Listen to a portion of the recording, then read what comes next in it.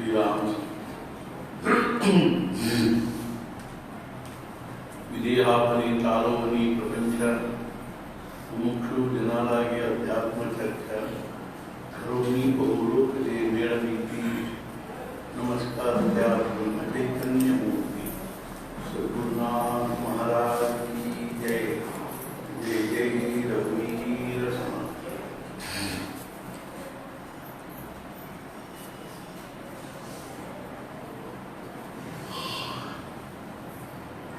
ಇವತ್ತಿನ ಕಾರ್ಯಕ್ರಮಕ್ಕೆ ಎಲ್ಲಿಗೆ ಬಂದು ಹತ್ತೀವಿ ಅಂತಂದ್ರೆ ಇನ್ನೂ ಸ್ವಲ್ಪ ಹೊತ್ತಿಗೆ ದ್ವಾದಶಿ ಬರ್ತದೆ. ಊಟನ ಮಾಡಿ ಮುಗಿಸ್ಬಿಟ್ರೆ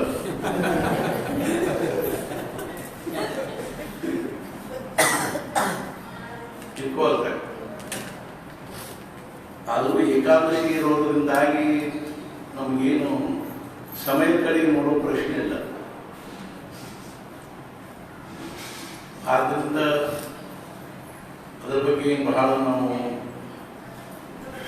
ವಿಚಾರ ಮಾಡುವ ಪ್ರಶ್ನೆ ಇಲ್ಲ. ಆದರೆ ವಿಚಾರ ಮಾಡೋ ಪ್ರಶ್ನೆ ಎದಕ್ಕಾಗಿ ಬಂದಿದೆ ಅಂತಂದ್ರೆ ನನಗನ್ಸಿದ ಮಟ್ಟಿಗೆ ಇದು ಮುಗೀತರಪ್ಪ ಅನ್ನೋ ದೃಷ್ಟಿಯಿಂದ ಬಂದಿದೆ. ಎಲ್ಲ ತಲೆಗೂ ಇರೋ ವಿಚಾರ, ಇದು ಮುಗೀತರಪ್ಪ, ಇದು ಹೆಂಗೆ ಮಾಡಬೇಕು ಅನ್ನೋದೇ ಒಂದು ವಿಚಾರ. ಏಕಾದಶಿ ಬೆಳತನಕ ಹಿಂಗಾದ್ರೂ ಅವ್ರಿಗೆ ಏನು ಪ್ರಶ್ನೆ ಇಲ್ಲ. ಇವಾಗಿಯೂ ಇಷ್ಟು ತನಕ ಎಲ್ಲರೂ ಹೇಳಿದ್ರು ಒಂದು ತಾತ್ಪರ್ಯ ಏನು ಅಂತಂದ್ರೆ ಸದ್ಗುರುಗಳ ಸಾನ್ನಿಧ್ಯದಲ್ಲಿ, ಭಗವಂತನ ಸಾನ್ನಿಧ್ಯದಲ್ಲಿ ಒಂದು ಆಧ್ಯಾತ್ಮಿಕ ವಾತಾವರಣ ಇರ್ತಕ್ಕಂಥ ಒಂದು ಸ್ಥಾನದಲ್ಲಿ ಏನು ನಮ್ಮ ಆಯುಷ್ಯದ ಕೆಲವು ಕ್ಷಣ ಕಳೀತಾವೋ ಅವು ಎಂಥ ದಿವ್ಯ ಇರ್ತಾವಂದ್ರೆ ಅದನ್ನು ಅನುಭವಿಸುವವರಿಗೆ ಬರ್ತದೆ. ಆದ್ದರಿಂದ ಸ್ವಲ್ಪ ನಾವು ಅಂತರ್ಮುಖರಾಗಿ ಹೊರಗಿನ ಪ್ರಪಂಚದ ಒಂದು ಯಾವುದೇ ಪ್ರಕಾರವಾಗಿರ್ತಕ್ಕಂಥ ಒಂದು ಸಂಬಂಧ ಸಂಪರ್ಕ ಇಲ್ಲದೇ ಅಂಥ ಒಂದು ವಾತಾವರಣದಲ್ಲಿ ಇದ್ವಿ ಅಂತಂದ್ರೆ ನಮಗದೊಂದು ದಿವ್ಯವಾಗಿರ್ತಕ್ಕಂಥ ಅನುಭವ ಆಗ್ತದೆ ಅನ್ನೋದು ನಾವು ಪ್ರತ್ಯಕ್ಷ ನಾವು ಕಳೆದ 15-16 ದಿನಗಳಿಂದ ನೋಡಿದ್ವಿ. ನಿಮಿತ್ತೇನಾದರೂ ಇಟ್ಕೊಳ್ಳೋದಕ್ಕೆ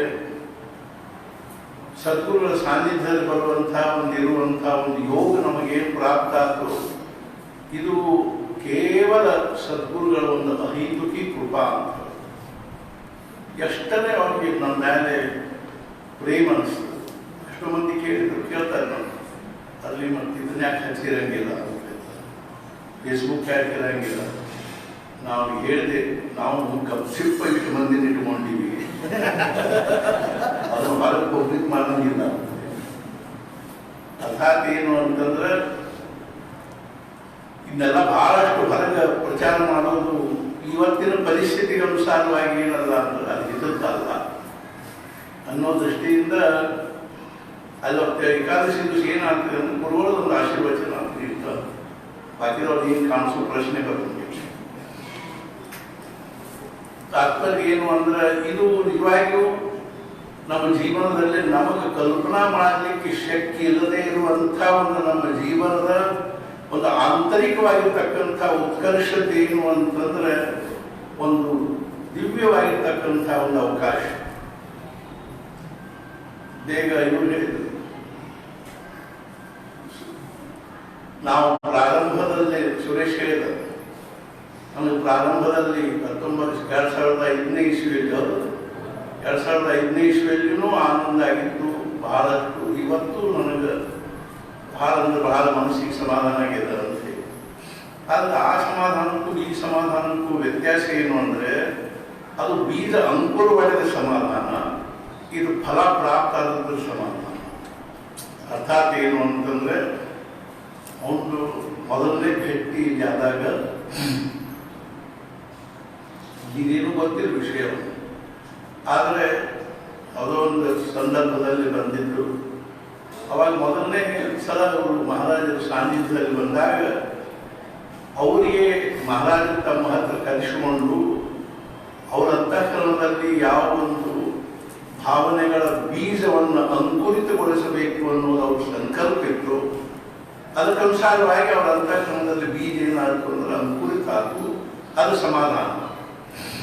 ಆದರೆ ಇಷ್ಟು ವರ್ಷಗಳ ತನಕನೂ ನಿರಂತರವಾಗಿ ತಮ್ಮ ನಿಷ್ಠೆಯನ್ನು ಒಂದು ತಮ್ಮ ಅರ್ಥಾತ್ ಏನು ಒಂದು ಮಹಾರಾಜರ ಕಡೆಗಿರ್ತಕ್ಕಂಥ ಒಂದು ಒಲವನ್ನು ಭಕ್ತಿಯನ್ನು ಅಥವಾ ಒಂದು ಏನು ಒಂದು ಎಷ್ಟು ಅದನ್ನು ಪರಾಕಾಷ್ಠದಲ್ಲಿ ಅದನ್ನು ಬೆಳೆಸುತ್ತಾ ಬರೋ ಪ್ರಯತ್ನ ಮಾಡಿದ್ದರಿಂದಾಗಿ ಇವತ್ತೇನಾಗಿರಪ್ಪ ಅಂದರೆ ಅದೊಂದು ಸಮಾಧಾನದ ಒಂದು ಫಲ ಪ್ರಾಪ್ತ ಆತೇನು ಅನ್ನುವಂಥದ್ದು ಸಮಾಧಾನ.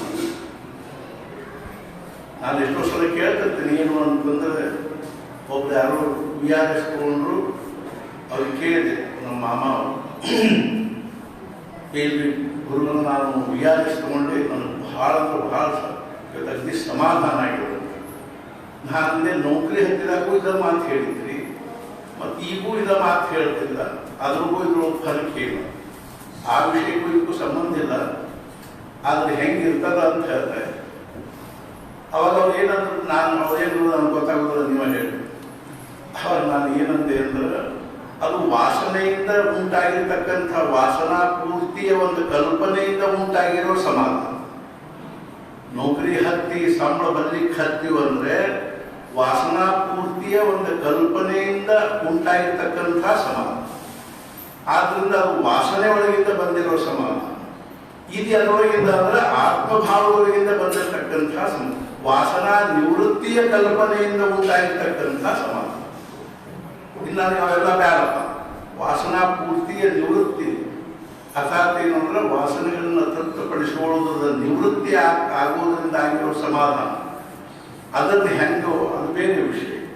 ಆದರೆ ಇಲ್ಲೇನಂದ್ರೆ ಮೊದಲನೇ ದಿವಸ ನಾವು ನೀವು ಎಲ್ಲರೂ ಆಯ್ತು, ನಮ್ಮದು ಪರಿಸ್ಥಿತಿ ಹಂಗೆ. ಅರ್ಥಾತ್ ಏನು ಅಂದ್ರೆ 1967ನೇ ಸೆಪ್ಟೆಂಬರ್ ಮೊದಲು ಬ್ರಹ್ಮಚೈತನ್ಯ ಅನ್ನೋ 5 ಅಕ್ಷರ ನಾನು ಏನು ಮಾಡಿದ್ದೀನಿ ಅಂದ್ರೆ ಕಿವಿಲಿ ಕೇಳಿದ್ದಿಲ್ಲ. ಗೋಂದಾವಲೆ ಅನ್ನೋ 4 ಅಕ್ಷರ ನಾನು ಕಿವಿಲಿ ಕೇಳಿದ್ದಿಲ್ಲ. 67ನೇ ಸೆಪ್ಟೆಂಬರ್ದಲ್ಲಿ ಮೊಟ್ಟ ಮೊದಲು ನಾವು ಮಹಾರಾಜ ಚರಿತ್ರೆ ಓದಿ ಸಿಕ್ಕಾಗ ಬ್ರಹ್ಮಚೈತನ್ಯ ಮಹಾರಾಜರು ಗೋಂದಾವಲೆ ಇತ್ಯಾದಿ. ಅವತ್ತೇನೋ ಮನಸ್ಸಿಗೆ ಸಮಾಧಾನ ಆಯ್ತು, ವಿಲಕ್ಷಣ ಒಂದು ಏನೋ ಸಮಾಧಾನ. ಎಷ್ಟರೇ ನನಗೆ ಅದಕ್ಕೆ ಆವಾಗ ಸಮಾಧಾನ ಆಯ್ತು ಅಂತಂದು ಸಮಾಧಾನ ಅಂತಂದ್ರೆ ನನಗೆ ಮಾರ್ಗ ಸಿಕ್ತಲ್ಪ ಅನ್ನೋ ಸಮಾಧಾನ, ನನಗೆ ಪ್ರಶಸ್ತವಾದ ಒಂದು ದಾರಿ ಸಿಕ್ತು ಅನ್ನೋ ಸಮಾಧಾನ, ನಿಸ್ಸಂಶಯವಾಗಿರ್ತಕ್ಕಂಥ ದಾರಿ ಸಿಕ್ತು ಅನ್ನೋ ಸಮಾಧಾನ. ಏನು ಅನ್ನಿಸ್ತೇವೆ, ಬರೇ 3 ದಿವಸ ಹಗಲು ರಾತ್ರಿ ಕೂತು ನಾನು ಚರಿತ್ರೆ ಓದಿದೆ, ನನಗೆ ಆಶ್ಚರ್ಯ. ಅರ್ಥಾತ್ ಏನೊಂದು 24 ತಾಸು ನಾವು ಹೊರಗಿನ ವ್ಯವಹಾರ ಅರ್ಥಾತ್ ಲೌಕಿಕ ಜೀವನದಲ್ಲಿದ್ದು ಕಾಲೇಜು ಅದು ಇದು ಅಭ್ಯಾಸ ಇತ್ಯಾದಿಗಳಿರ್ತಕ್ಕಂಥದ್ದು ವಯಸ್ಸಲ್ಲಿ ನಾನು 23 ವರ್ಷ ಅಲ್ಲ 17 ವರ್ಷ, ನಾನು 17 ವರ್ಷ. 51ನೇ ಇಸ್ವಿ ಹುಟ್ಟಿದ್ದು, 67ನೇ ಇಸ್ವಿ 15-16-17 ವರ್ಷ. ಆವಾಗ ನನಗೆ ಮಹಾರಾಜ ಚರಿತ್ರೆ ಓದ್ಬೇಕನ್ಸಿತ್ತು. ಅಥವಾ 3 ದಿವಸ ಕರಬಿಲ್ಲ, ಒಂದು ಸಮ ಮಧ್ಯದಲ್ಲಿ ಬಿಡದ ಓದಿದ್ದು, ಅದರದ್ದು ನಿಜವಾದ ಒಂದು ಸಮಾಧಾನ ಇವತ್ತು ನಮಗೆ ಆಗ್ತಾ ಇದೆ. ಆವಾಗ ಅದು ಏನೋ ಒಂದು ಸೂಕ್ಷ್ಮವಾಗಿ ನಮ್ಮ ಅಂತಃಕರಣದಲ್ಲಿ ಅವರು ಬೀಜ ಊದಿದ್ರು. ಅದರದ್ದು ಇವತ್ತು ನಮಗೇನು ಅನಿಸ್ತಾ ಇದೆ ಅಂದರೆ ಸಮಾಧಾನ. ಜೆ ಕೃಷ್ಣಮೂರ್ತಿಯವರು ಮುಂಬೈಯಲ್ಲಿ ಅತಿ ಕೊನೆಯ ಅವಸ್ಥೆಯಲ್ಲಿದ್ದಾಗ ನಾಗ್ಪುರದಿಂದ ಒಬ್ಬರು ಡಾಕ್ಟರ್ ಕರ್ಕೊಂಡು ಅವ್ರನ್ನ ಭೇಟಿಯಾಗಲಿಕ್ಕೆ ಹೋಗಿದ್ರು. ಅವಾಗ ಹೊರಗೆ ಯಾರು ಬಿಡ್ತಿದ್ದಿಲ್ಲ. ಅವಾಗ ಅದು ಡಾಕ್ಟರ್ ಹೇಳಿ ಕಳಿಸಿದ್ರು, ಹಿಂಗೆ ನಾನು ಬಂದಿದ್ದೀನಿ ಅಂತ. ಅವ್ನು ಒಳಗೆ ಬಿಡ್ರಿ, ಒಳಗೆ ಹೋಗಿ ಕೂಡಲೇ ಹೇಳಿದ್ರು, ನಾವು ನಿಮ್ಮ ಪ್ರವಚನಕ್ಕೆ ಬರ್ತಿದ್ವಿ, ಖರೆ ನಮಗೇನು ಅವಾಗ ತಿಳಿದಂಗೆ ಆಗ್ತಿತ್ತು, ಅದು ನಮಗೆ ಅದ್ರ ಬಗ್ಗೆ ಆಮೇಲೆ ಏನು ಮುಡಿತಿದ್ದಿಲ್ಲ, ಅದನ್ನು ತಿಳಿತಿದ್ದಿಲ್ಲ. ಅವಾಗ ಅವ್ರು ಹೇಳಿದರು, ನೀವು ಒಬ್ಬರ ನೋಡಿ ಅತ್ಯಂತ ಪ್ರಾಮಾಣಿಕವಾಗಿ ಹಿಂಗೆ ಹೇಳಿದವರು, ಭಾಳ ಚಲೋ ಮಾಡ್ತೀವಿ ಅಂತ ಹೇಳೋರ ಇರ್ತಾರೆ ಹೊರತು ನೀವು ಹೇಳಿದ್ದು ನಮಗೆ ತಿಳಿಯಲಿಲ್ಲ ಅನ್ನೋರು ನೀವು ಒಬ್ಬರ ಆದರೂ ಕಾಳಜಿ ಮಾಡಬೇಡ. ನಾನಿವತ್ತು ಬೀಜ ಉಳಿದೀನಿ, ಅದು ಹಿಂದಿಲ್ಲ ನಾಳೆ ಫಲ ಕೊಡ್ತದೆ ಅಂತ ಹೆಂಗೆ ಹೇಳಿದ್ರು. ಹಂಗೆ ಮಹಾರಾಜರ ಅವತ್ತು ನಮ್ಮ ಅಂತಃಕರಣದಾಗ ಒಂದು ಬೀಜ ಊರಿದ್ರು. 3 ದಿವಸ ಅದನ್ನು ನಿರಂತರ ಹಗಲು ರಾತ್ರಿ ಓದಿದೆ. ಸ್ವಾಭಾವಿಕವಾಗಿ ಅನೇಕ ಜನ್ಮಗಳಲ್ಲಿ ನಾವು ಪ್ರಪಂಚದ ಪ್ರಪಂಚದಲ್ಲೇ ಆಸಕ್ತರಾಗಿ, ಲೌಕಿಕದಲ್ಲೇ ಆಸಕ್ತರಾಗಿ, ಮನಿ ಮಾಡು ಇತ್ಯಾದಿಗಳ ಅನೇಕ ಜನ್ಮಗಳಿಂದ ಅದರೊಳಗೆ ಬಂದಿರತಕ್ಕಂಥವ್ರು ಇರುವಂಥವರಾಗಿರೋದ್ರಿಂದಾಗಿ ಅನೇಕ ವಿಕಾರಗಳು, ವಾಸನೆಗಳು, ವಿಕಲ್ಪಗಳು, ಕಾಮಕ್ರೋಧಾದಿಗಳು, ಅರ್ಥಾತ್ ಏನು ಅಂದ್ರೆ ದೋಷ ದೌರ್ಬಲ್ಯಗಳು ಸ್ವಾಭಾವಿಕವಾಗಿ ಅಂತಃಕರಣದಲ್ಲಿ ಇದ್ದೇ ಇರ್ತಾವೆ. ಮಹಾರಾಜರು ಹೇಳ್ತಿದ್ರು ಏನು ಅಂದ್ರೆ, ಈಗ ಮಹಾರಾಜರು ಹೇಳ್ತಿದ್ರು ಏನು ಅಂದ್ರೆ, ನನಗೆ ನನ್ನ ಸದ್ಗುರುಗಳು 3 ಶಕ್ತಿ ಕೊಟ್ಟಾರೆ. ತುಕಾಮಾಯಿಗಳು ನನಗೆ 3 ಶಕ್ತಿ ಕೊಟ್ಟಾರೆ. ಏನು ಅಂದ್ರೆ, ನನಗೆ ಯಾವಾಗ ಬೇಕೋ ಅವಾಗ ಎಲ್ಲಿ ಬೇಕಾದ್ರೆ ಹೋಗ್ಲಿಕ್ಕೆ ಬರ್ತದೆ, ಮೊದಲನೇ ಶಕ್ತಿ. ಆಮೇಲೆ ಇನ್ನೊಂದು ಏನು ಶಕ್ತಿ ಕೊಟ್ಟಿದ್ದಾರೆ ಅಂದ್ರೆ, ಮುಂದೆ ಕೂತು ಮಾತಾಡೋರು ಬೇಕಾದವ್ರು ಇಟ್ಕೋವಂತ. ಲೋಕಮಾನ್ಯ ತಿಲಕರಂಥವ್ರಲ್ಲಿ, ಮದನ್ ಮೋಹನ್ ಮಾಲ್ವೀಯರಂಥವ್ರಲ್ಲಿ, ಆದ್ರೆ ಅವಾಗ ಏನು ಉತ್ತರ ಹೇಳಬೇಕು ಅನ್ನೋದನ್ನ ಆವಾಗ ಆ ಕ್ಷಣಕ್ಕೆ ನನಗೆ ಹೊಳೆಯುವಂಥ ಶಕ್ತಿ ಕೊಟ್ಟಾರೆ. ಅದಕ್ಕಾಗಿ ನಾನು ವಿಚಾರ ಮಾಡಬೇಕಾಗಿ ಬರುವುದಿಲ್ಲ. ಒಂದ್ಸಲ ಪಂಢರಪುರದಲ್ಲಿ ವಲ್ವಣ್ಕರ್ ಜೊತೆಗೆ ವಾದ ಆಗುವಂಥ ಸಂಬಂಧ ಇದು ಇತ್ತು. ನಾಮ ಮತ್ತು ರೂಪಗಳ ಬಗ್ಗೆ ಚರಿತ್ರೆ ಓದಿದ್ದೀರಿ. ಆ ನಾಳೆ ವಾದ ಇವತ್ತು ಬಹುಸಾಹೇಬರು ಮಹಾರಾಜರಿಗೆ ಏನಂದ್ರು, ಮಹಾರಾಜ್ ನಾಳೆ ಬೆಳಿಗ್ಗೆ ಆ ವಲ್ವಣ್ಕರ್ ಜೊತೆಗೆ ನಾಮ ರೂಪಗಳ ಬಗ್ಗೆ ವಾದ ಆಗುವುದಲ್ಲ. ಅವ ಮಹಾರಾಜರೇನು, ಬಹುಸಾಹೇಬ್ ನೀವು ಕಷಾರ ಕಾಳಜಿ ಕರು, ನಾ ಯಾಕಂದ್ರೆ ಕಾಳಜಿ ಮಾಡಲಿ.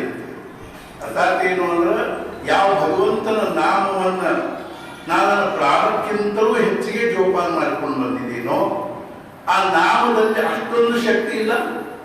ಆ ಸಂದರ್ಭದಲ್ಲಿ ನನಗೇನು ಹೇಳಬೇಕು ಅನ್ನುವಂಥದ್ದು ನನ್ನ ಬುದ್ಧಿಯೊಳಗೆ ಪ್ರೇರಣೆ ಮಾಡಿಬಿಟ್ಟು ಆ ನಾಮದಲ್ಲಿ ಅಷ್ಟು ಶಕ್ತಿ ಇಲ್ಲ. ಒಂದು ವೇಳೆ ಹಂಗೆ ಆಗಲಿಲ್ಲ ಅಂದರೆ ನಾನು ಬಿಟ್ಬಿಡ್ತೀನಿ. ಒಂದು ವೇಳೆ ಹಂಗೆ ನಾನು ಮಾಡಲಿಲ್ಲ ಅಂದರೆ ಮತ್ತೆ ಆ ನಾಮಸ್ಮರಣೆ ಅದಕ್ಕೆ ಮಾಡಬೇಕು ನಾನು.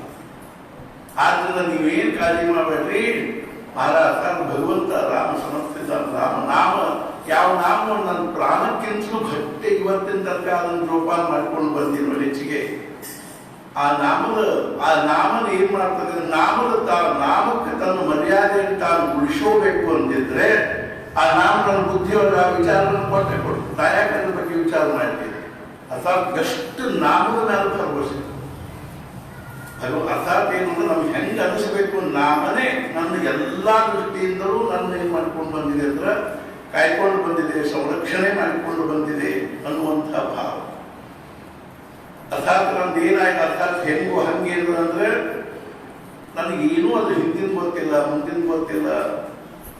ಬರೋಬ್ಬರಿ 3 ದಿವಸ ಅದನ್ನು ಹಗಲು ರಾತ್ರಿ ಓದಿ, ನಾಮದ ಬಗ್ಗೆ ಮಹಾರಾಜರು ಹೇಳಿದ್ದನ್ನು ಕೇಳಿ ಓದಿ ಅರ್ಥಾತ್ ಏನಾದ ಕೊನೆಗೆ ಏನೋ ಗೊತ್ತಿಲ್ಲ, ಅಜ್ಞಾನದಿಂದನೋ ಅಥವಾ ಅವಿವೇಕದಿಂದನೋ ಅಥವಾ ಎಮೋಷನಲಿನೋ ಭಾವೋದ್ವೇಗದಿಂದನೋ ಏನೋ ಗೊತ್ತಿಲ್ಲ, ಹಳಬಳ ಪ್ಯಾಟಿಗೆ ಹೋದೆ. 1 ಮೀಟರ್ ಕೆಂಪು ಅರ್ವಿ ತೊಗೊಂಡು ಬಂದು ನನಗೆ ಇವತ್ತಿಗೂ ಆ ದೃಶ್ಯ ಕಾಣಬಹುದು.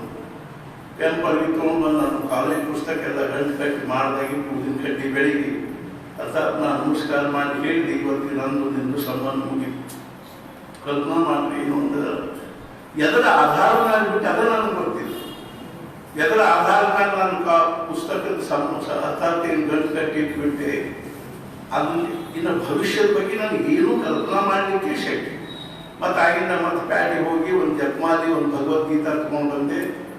ನಾ ಯಾಕೆ ಹೇಳಿಕತ್ತೀನಿ ಅಂತ ತಿಳ್ಕೊಂಡು ಕೇಳಿದರೆ, ಅರ್ಥಾತ್ ಅವ್ರು ಒಂದು ಅನುಕೂಲ ಒಡೆಯುವುದು ಸಹಿತ ನಮ್ಮ ಜೀವನದಲ್ಲಿ ಬಹಳ ದೊಡ್ಡ ಭಾಗ್ಯ. ಬೆಲ್ಸಲೆ ಅವರಿಗೆ ಮಹಾರಾಜರ ಬಗ್ಗೆ ಏನೂ ಗೊತ್ತಿದೆ. ಬೆಲ್ಸಲೆ ಅವರು ಹುಟ್ಟಿದ 1909ರಲ್ಲಿ ನಮ್ಮಲ್ಲಿ ಪದಕ ಪ್ರತಿಷ್ಠಾಪನೆ ಆದಾಗಲೇ ಬೆಲ್ಸಲೆ ಅವರು ಹುಟ್ಟಿದ್ರು. ಅವಾಗ ಮಹಾರಾಜರು ಮುಂದೆ 13ನೇ ಇಸ್ವಿಯಲ್ಲಿ ಬಿಟ್ಟು ಅವಾಗ ಬೆಲ್ಸಲೆ ಅವರು 4 ವರ್ಷ. ಅದು ಸಹಿತ ಏನಪ್ಪ ಅಂದ್ರೆ ಸಿಕಂದರಾಬಾದ್ದಲ್ಲಿ ಅವ್ರು ಹುಟ್ಟಿದ್ದು ಬೆಳೆದದ್ದೆಲ್ಲ. 7ನೇ ತನಕ ಶ್ರೀಧರ ಸ್ವಾಮಿಗಳು ಅವ್ರ ಕ್ಲಾಸ್ಮೇಟ್ ಇತ್ತು. ಮುಂದೆ ಶ್ರೀಧರ ಸ್ವಾಮಿಗಳು ಪುಣೆಗೆ ಬಂದರು. ಅನಾಥ ವಿದ್ಯಾಲಯದಲ್ಲಿ ಇದ್ದುಕೊಂಡು ಸಾಲಿ ಕಲಿತು ತಂದೆ ತಾಯಿ ತೀರ್ಕೊಂಡಿತ್ತು. ನೋಡ್ರಿ ಹೆಂಗಿದೆ ಅಂತಂದ್ರೆ, ನಮ್ಗೆ ಅನ್ನಿಸ್ತದೆ ನಮ್ಮ ತಂದೆ ತಾಯಿ ಕೋಟ್ಯಾಧೀಶರಿದ್ರು ಅಂದ್ರೆ ನಮ್ಮ ಭವಿಷ್ಯದ ಏನಂದ್ರೆ ಅಲ್ಲಿ ಸುಖಮಯ ಆಗ್ತದೆ ಅಂತ ತಿಳ್ಕೊಂಡು, ಅನಾಥ ವಿದ್ಯಾಲಯದೊಳಗೆ ಇದ್ದುಕೊಂಡು ಸಾಲಿ ಕಲಿತಿರೋ ಶ್ರೀಧರ ಸ್ವಾಮಿಗಳಿಗಿಂತಲೂ ನಮ್ಮ ಭವಿಷ್ಯ ಉಜ್ವಲ ಆಗ್ತದೆ. ನಾವೇನು ತಿಳ್ಕೊಂಡ್ಬಿಟ್ಟಿವಿ, ನಮ್ಮ ಮಕ್ಕಳು ಶ್ರೀಮಂತಿಕೆಯೊಳಗಿದ್ದು ಬೆಳೆದು ಅಂದ್ರೆ ಅವ್ರ ಭವಿಷ್ಯ ಮಹಾರಾಜ ಹತ್ರ ಬಂದು ಏನಂದ್ರು, ಡಾಕ್ಟರ್ ಅವರು ಮಹಾರಾಜ ಹತ್ರ ಬಂದು ಜಪ ಗಿಪ ಮಾಡ್ತಿರಿಲ್ಲೋ, ಇಲ್ರಿ ಆಗಂಗೆ ಇರ್ಲಿ, ಟೈಮ್ನ ಸಿಗಲಿ. ಅವ್ರಂದ್ರು ಯಾಕೆ, ಏನ್ರಿ ಇಲ್ಲ, ಇಡೀ ದಿವಸ ಹಾಸ್ಪಿಟ್ಲ್ ಆಗ್ತದೆ, ಇದು ಆಗ್ತದೆ, ಆಮೇಲೆ ಪ್ರಾಕ್ಟೀಸ್ ವರ್ಕ್ ಮಾಡ್ತೀನಿ ಮನೆಯೊಳಗೂ. ಸ್ವಲ್ಪ ಅದರೊಳಗೆ ಸಮಯ ತಕೊಂಡು ಮಾಡ್ಬೇಕಲ್ಲ. ಹೌದು ಅನಿಸ್ತದ್ರಿ, ಖರೆ ಯಾರ ಮಕ್ಕಳವರಿ ಅವ್ರದ್ದು ಭವಿಷ್ಯ ನೋಡ್ಬೇಕಲ್ರಿ. ಅವಕ್ಕೂ ಏನಾದರೂ ದೊಡ್ಡ ಡಿಗ್ರಿ ಮಾಡಿಸ್ಬೇಕು, ಅವಕ್ಕೂ ಏನಾದ್ರು ಭವಿಷ್ಯದಲ್ಲೇ ಅವು ಸಹಿತ ಏನಂದ್ರೆ ಸುಖವಾಗಿರ್ಬೇಕು. ಮತ್ತು ನೀವು ಹೆಂಗೆ ಓದಿದ್ರಿ ಮಾಡಿದ್ರಿ? ನಾನ್ರೆ ನಮ್ಮ ತಂದೆ ತಾಯಿಗೆ ನನಗೆ ಯಾರು ಹೊತ್ತು ಊಟಕ್ಕೆ ಹಾಕೋದ ರಗಡಾಗ್ತಿತ್ತು. ಅಂಥದ್ರಾಗ ಓದೋದು ಬರೆಯೋದು ಏನು ಮಾಡ್ಲಿಕ್ಕೆ ಆಗ್ತದೆ. ಆದರೂ ಸಹಿತ ನಾನೇನೋ ಒಂದು ಜೀವನದಿಂದ ಏನೋ ಓದಿದೆ. ಮನ್ಯಾಗ ಭಾಳ ತನಕ ಕಂದೀಲ್ ಹಚ್ಕೊಂಡು ಚಿಮಣಿ ಹಚ್ಕೊಂಡು ಕೂತು ಓದ್ಲಿಕ್ಕೆ ನಮ್ಮನ್ಯಾಗ ಚಿಮಣಿಯನ್ನು ಇರ್ತಿದ್ದಿಲ್ಲ. ಹಿಂಗಾಗಿ ನಾನು ಮುನ್ಸಿಪಾಲ್ಟಿ ಕಂದೀಲ್ ಕೆಳಗೆ ಕೂತ್ಕೊಂಡು ಓದಿದ್ದೆ. ಯಾರ್ಯಾರು ಪುಸ್ತಕ ಇಸ್ಕೊಂಡೆ, ಯಾರ್ಯಾರು ಹುಡುಗರು ಏನಾರ ಚೂಚಾರೆಲ್ಲ 4 ಹುಡುಗರು ಪಟ್ಟಿ ಹಾಕಿ ನಾನು ಫೀ ತುಂಬ್ತಿದ್ದು. ಹಿಂಗೆ ಕಷ್ಟಪಟ್ಟು ಕಲಿತು MBBS ಆದೆ, ಡಾಕ್ಟರ್ ಆದೆ. ಅರ್ಥಾತ್ ಏನು ಅಂತಂದ್ರೆ ಆದ್ದರಿಂದ ಈಗ ಮಕ್ಕಳ ನಾನು ಬೆಳೆದಾಗ ನನ್ನ ಮಕ್ಕಳು ಬೆಳಿಬಾರ್ದು ಅನ್ನುವಂಥದ್ದು ನನ್ನ ಕಲ್ಪನಾ ಅದರಿ ಅನಿಸ್ತದೆ. ನನಗೆ ಭಾವನಾ ಅದ ಹಂಗೆ ನನ್ನ ಮಕ್ಕಳು ಆರಾಮ್ ಇಟ್ಕೊಂಡು ಕಲೀಲಿ ಅಂತ ಅವಾಗ ಮಾತಾಡಿದ್ರೆ ಖರೆ ಅದ. ಆದರೆ ಯಾವ ಭಗವಂತ ನಿಮ್ಮನ್ನು ಆ ಪರಿಸ್ಥಿತಿಯಿಂದ ಈ ಪರಿಸ್ಥಿತಿಗೆ ತಂದು ಹಚ್ಚಿದಾನೋ ಆ ಭಗವಂತ ನಿಮ್ಮ ಮಕ್ಕಳು ಕೈ ಬಿಡ್ತಾನಂತ ತಿಳ್ಕೊಂಡಿವಿ. ಅವ್ರ ಬಗ್ಗೆ ಅವನು ಕಾಳಜಿ ವಹಿಸೋದಿಲ್ಲ. ನೀವೊಂದಿಷ್ಟೇನೋ ಆ ಮಕ್ಕಳ ಹೆಸರಿಗೆ ದುಡ್ಡಿಟ್ಟು ಆ ದುಡ್ಡಿನಾಗ ಅವರು ಆರಾಮ್ಸೆ ಕಲಿತು ಶಾಲೆಯಾಗಿ ಸುಖವಾಗಿರ್ತಾರ ಅಂತ ನೀವು ಕಲ್ಪನೆ ಮಾಡ್ತೀರಿ. ಯಾವ ನಿಮ್ಮ ತಂದೆಯವರು ಏನೋ ಚೂಚಾರ ಜಪ ಮಾಡ್ತಿದ್ರು, ನಾಮಸ್ಮರಣೆ ಮಾಡ್ತಿದ್ರು, ಅವ್ರು ನಮ್ಮ ಕಡೆಯಿಂದ ಅನುಗ್ರಹ ತಗೊಂಡಿದ್ರು. ಅವ್ರ ಜಪದ ಪುಣ್ಯ, ಅವ್ರ ನಾಮಸ್ಮರಣೆ ಪುಣ್ಯದಿಂದ ನೀವು ಈ ಅವಸ್ಥೆಗೆ ಬಂದ್ರಿ. ಅಂಥ ಕೂತ್ಕೊಂಡು ನೀವೇನಾದ್ರೂ ಜಪ ಮಾಡಿ ನಾಮಸ್ಮರಣೆ ಮಾಡಿ ಅವ್ರ ಸಲುವಾಗಿ ಏನಾದರೂ ಪುಣ್ಯದ ಗಂಟು ಕಟ್ಟಿಟ್ರೆ ನಾಳೆ ಅವ್ರಿಗೆ ಏನಾದ್ರು ಸ್ವಲ್ಪ ಸಮಾಧಾನ ಆಗ್ತದೆ, ಮನಸ್ಸಿಗೆ ಶಾಂತಿ ಆಗ್ತದೆ. ಅದೆಲ್ಲ ಬಿಟ್ಬಿಟ್ಟು ನಾವು ಬ್ಯಾಂಕಿನಾಗ ಡೆಪಾಸಿಟ್ ಇಟ್ಟು ಅವ್ರ ಭವಿಷ್ಯ ಏನಾದರೂ ಸುಖಮಯ ಆಗಲಿ ಅನ್ನೋ ಕಲ್ಪನಾ ಮಾಡುತ್ತಿದ್ರೆ ಇದು ನಿಮ್ದು ಭ್ರಮ ಅದ. ತಾತ್ಪರ್ಯ ಏನು ಅಂದ್ರೆ ಮಹಾರಾಜ ನಮಗೆ ಕಷ್ಟದಲ್ಲಿ ಇರಬೇಕು ಅಂತ ಅಂತಿದ್ದಿಲ್ರಿ. ಮಹಾರಾಜಗೊಬ್ಬರು ಏನಂದ್ರು, ಮಹಾರಾಜ್ ಅಷ್ಟು ಸಣ್ಣ ವಯಸ್ಸಿನಲ್ಲಿ ನೀವು ಮನಿ ಮಾರು ಬಿಟ್ಟು ಅಂಥ ತುಕಾಮಾಯಿಗಳ ಹತ್ರ ಅದ ಮನಿ ಮಾರು ಬಿಟ್ಟು ನಮ್ಗತಿ ಏನಪ್ಪ ಅಂದ್ರೆ ಫಸ್ಟ್ ಕ್ಲಾಸ್ ಟಿಕೆಟ್ ತೆಗೆಸ್ಕೊಂಡು ಅವ್ರನ್ನ ಇದರಲ್ಲೇ ಟ್ರೈನ್ಗೆ ಅಡ್ಡಾಡಿದ್ರೆ ಅಥವಾ ಇಲ್ಲಿ ಕಾರ್ ತಗೊಂಡು ಅಡ್ಡಾಡಿದ್ರೆ ಏನಾಗಿನ ಕಾಲದಲ್ಲಿ 12 ವರ್ಷದ ವಯಸ್ಸೇನು, ಅವಾಗಿನ ಅರಣ್ಯ ಪ್ರಾಂತಗಳೇನು, ಎಷ್ಟೊಂದು ದಾರಿಲ್ಲ, ಇದು ಇಲ್ಲ, ಗುಡ್ಡಗಾಡು ಅಂಥದ್ರೊಳಗೆ ಛೇ ನಮ್ಗೆ ಅವರು ಅಷ್ಟು ಸಣ್ಣ ವಯಸ್ಸಿನಲ್ಲಿ ಮನಿ ಮಾರು ಬಿಟ್ಟು ಯಾವ ಒಂದು ಅಂಥ ಒಂದು ಧ್ಯೇಯದ ಕಲ್ಪನಾ ಅವ್ರಿಗೆ ಇರ್ತೇವೆ. ಯಾವ ಧ್ಯೇಯದ ಕಲ್ಪನಾ ನಮ್ಮ ತಲೆಯಾಗನೇ ಬರಬಾರ್ದು. ನಿರ್ಧಾರ ನಿಶ್ಚಯ ಆಗೋದಂತೂ ಬಹಳ ಮುಂದಿನ ಮಾತುಗಳು. ಅದು ನಾವು ಕಲ್ಪನಾ ಮಾಡಿದ್ರೆ ನಮ್ಗೆ ಸ್ವಲ್ಪ ಬಹುಶಃ ಜ್ವರ ಬರ್ತಾವೆ. ಅಂಥದ್ದೇನಾದ್ರು ಒಂದು ಧ್ಯೇಯದ ಕಲ್ಪನಾ ನಾವು ತಲೆಯಾಗ ಅಕಸ್ಮಾತ್ ಒಂದು 5 ನಿಮಿಷ 10 ನಿಮಿಷ ನಮ್ಮ ತಲೆಯಾಗ ಒಂಚೂರು ಬಂದು ಹೋದ್ರೆ ನಮ್ಮ ಮೈ ನಡಿಗೆ ಜ್ವರ ಬರ್ತಾವೆ. ಅರ್ಥಾತ್ ಈ ಜನ್ಮರು ನಮ್ಗೆ ಆತ್ಮ ಸಾಕ್ಷಾತ್ಕಾರ ಮಾಡ್ಕೋಬೇಕು, ಆತ್ಮಜ್ಞಾನ ಮಾಡ್ಕೋಬೇಕು ಅನ್ನುವಂಥದ್ದು ಏನಾದ್ರು ಚೂಚಾರ ಮನುಷ್ಯನಾಗ ಸ್ವಲ್ಪ ಯಾವಾಗ ಝುಳಕ್ ಬಂದು ಹೋದ್ರೆ ರಾತ್ರಿ ನಿದ್ದೆ ಹತ್ತದೋ ಇಲ್ಲ ಗೊತ್ತಿಲ್ಲ, ಏನೋ ಬಂದ್ಬಿಟ್ಟು ಮನುಷ್ಯನಾಗ ಏನಾಗ್ತದೋ ಏನೋ, ಎಷ್ಟು ತ್ರಾಸ ಆಗ್ತದೋ ಏನೋ ಅಂತ ನಾವು ಗಾಬರಿ ಆಗ್ತೀವಿ. ಆದ್ರೆ 12ನೇ ವರ್ಷಕ್ಕೆ ಮನಿ ಮಾರು ಬಿಟ್ಟು ಬರೇ ಒಂದು ಮ್ಯಾಲ ನಂಗಿ ಒಂದು ಲಂಗೋಟಿ ಇಷ್ಟು ಬಿಟ್ಟರೆ ಮೈ ಮ್ಯಾಲಿಲ್ಲ, ಕೈಯಾಗಿಲ್ಲ, ಏನೇನೂ ಇಲ್ಲ. ಇಬ್ಬರು ಪ್ರವಾಸಿ ಹೊಂಟಿರ್ತಾರ, 6-8 ಬ್ಯಾಗ್ ಇರ್ತಾವ. ನಾವು ಏನು ತುಂಬಿಕೊಂಡಿರ್ತೀವೋ ಏನು ಯಾರಿಗೂ ಗೊತ್ತು. ಆದ್ರೆ ಅಷ್ಟು ಸಣ್ಣ ವಯಸ್ಸಿನಲ್ಲಿ ಏನು ಅಡ್ಡಾಟದು, ಎಂಥೆಂಥ ಸತ್ಪುರುಷರ ಕಡೆಗೆ ಹೋದು, ಒಂದು ಹಿಮಾಲಯನ, ಒಂದು ನೈಮಿಷಾರಣ್ಯನ, ಒಂದು ಗೊಂಡಾರಣ್ಯನ, ಅಷ್ಟೆಲ್ಲ ಅಡ್ಡಾಡಬೇಕು. ಸತ್ಪುರುಷರು ಬಹಳ ದೊಡ್ಡ ವೈಶಿಷ್ಟ್ಯ ಏನು ಅಂದ್ರೆ ಎಂದೂ ನಿರಾಶೆ ಆಗೋದು.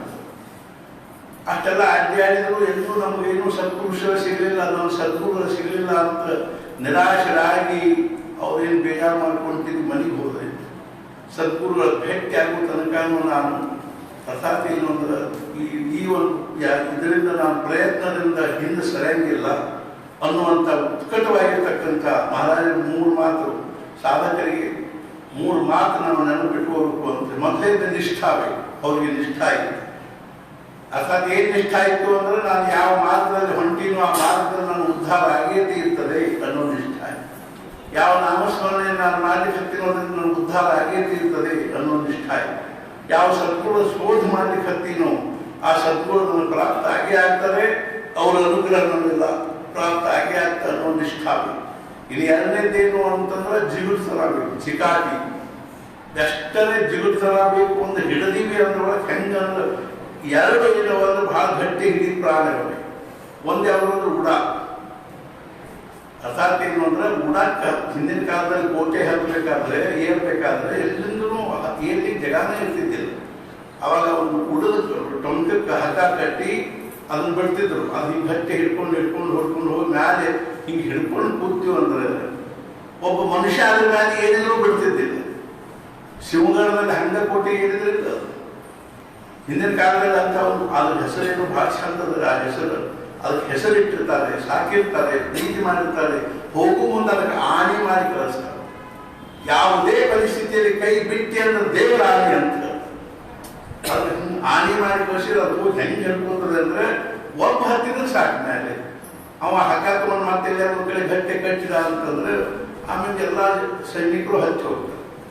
ಹಂಗೆ ಹಚ್ಚಿ ಹಿಡ್ಕೊಳ್ಳಿ ಬರಬೇಕು ಒಂದು, ಇಲ್ಲಾಂದ್ರೆ ಇನ್ನೊಂದು ಗಂಟೆ ಹಿಡ್ಕೊಂಡ್ರೆ ಕಟ್ಟಿರ್ಬೇಕು.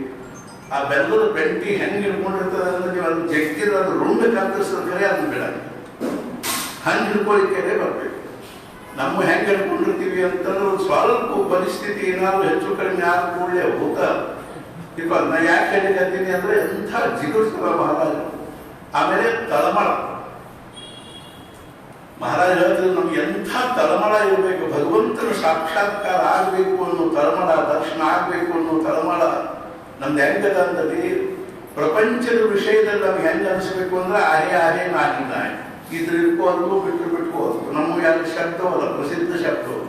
ಪ್ರಪಂಚ ಏನದನ್ನು ಅದನ್ನು ಸಾಗಿಸೋದು, ಪರಮಾರ್ಥ ಏನದನ್ನು ಅದನ್ನು ಸಾಧಿಸೋದು.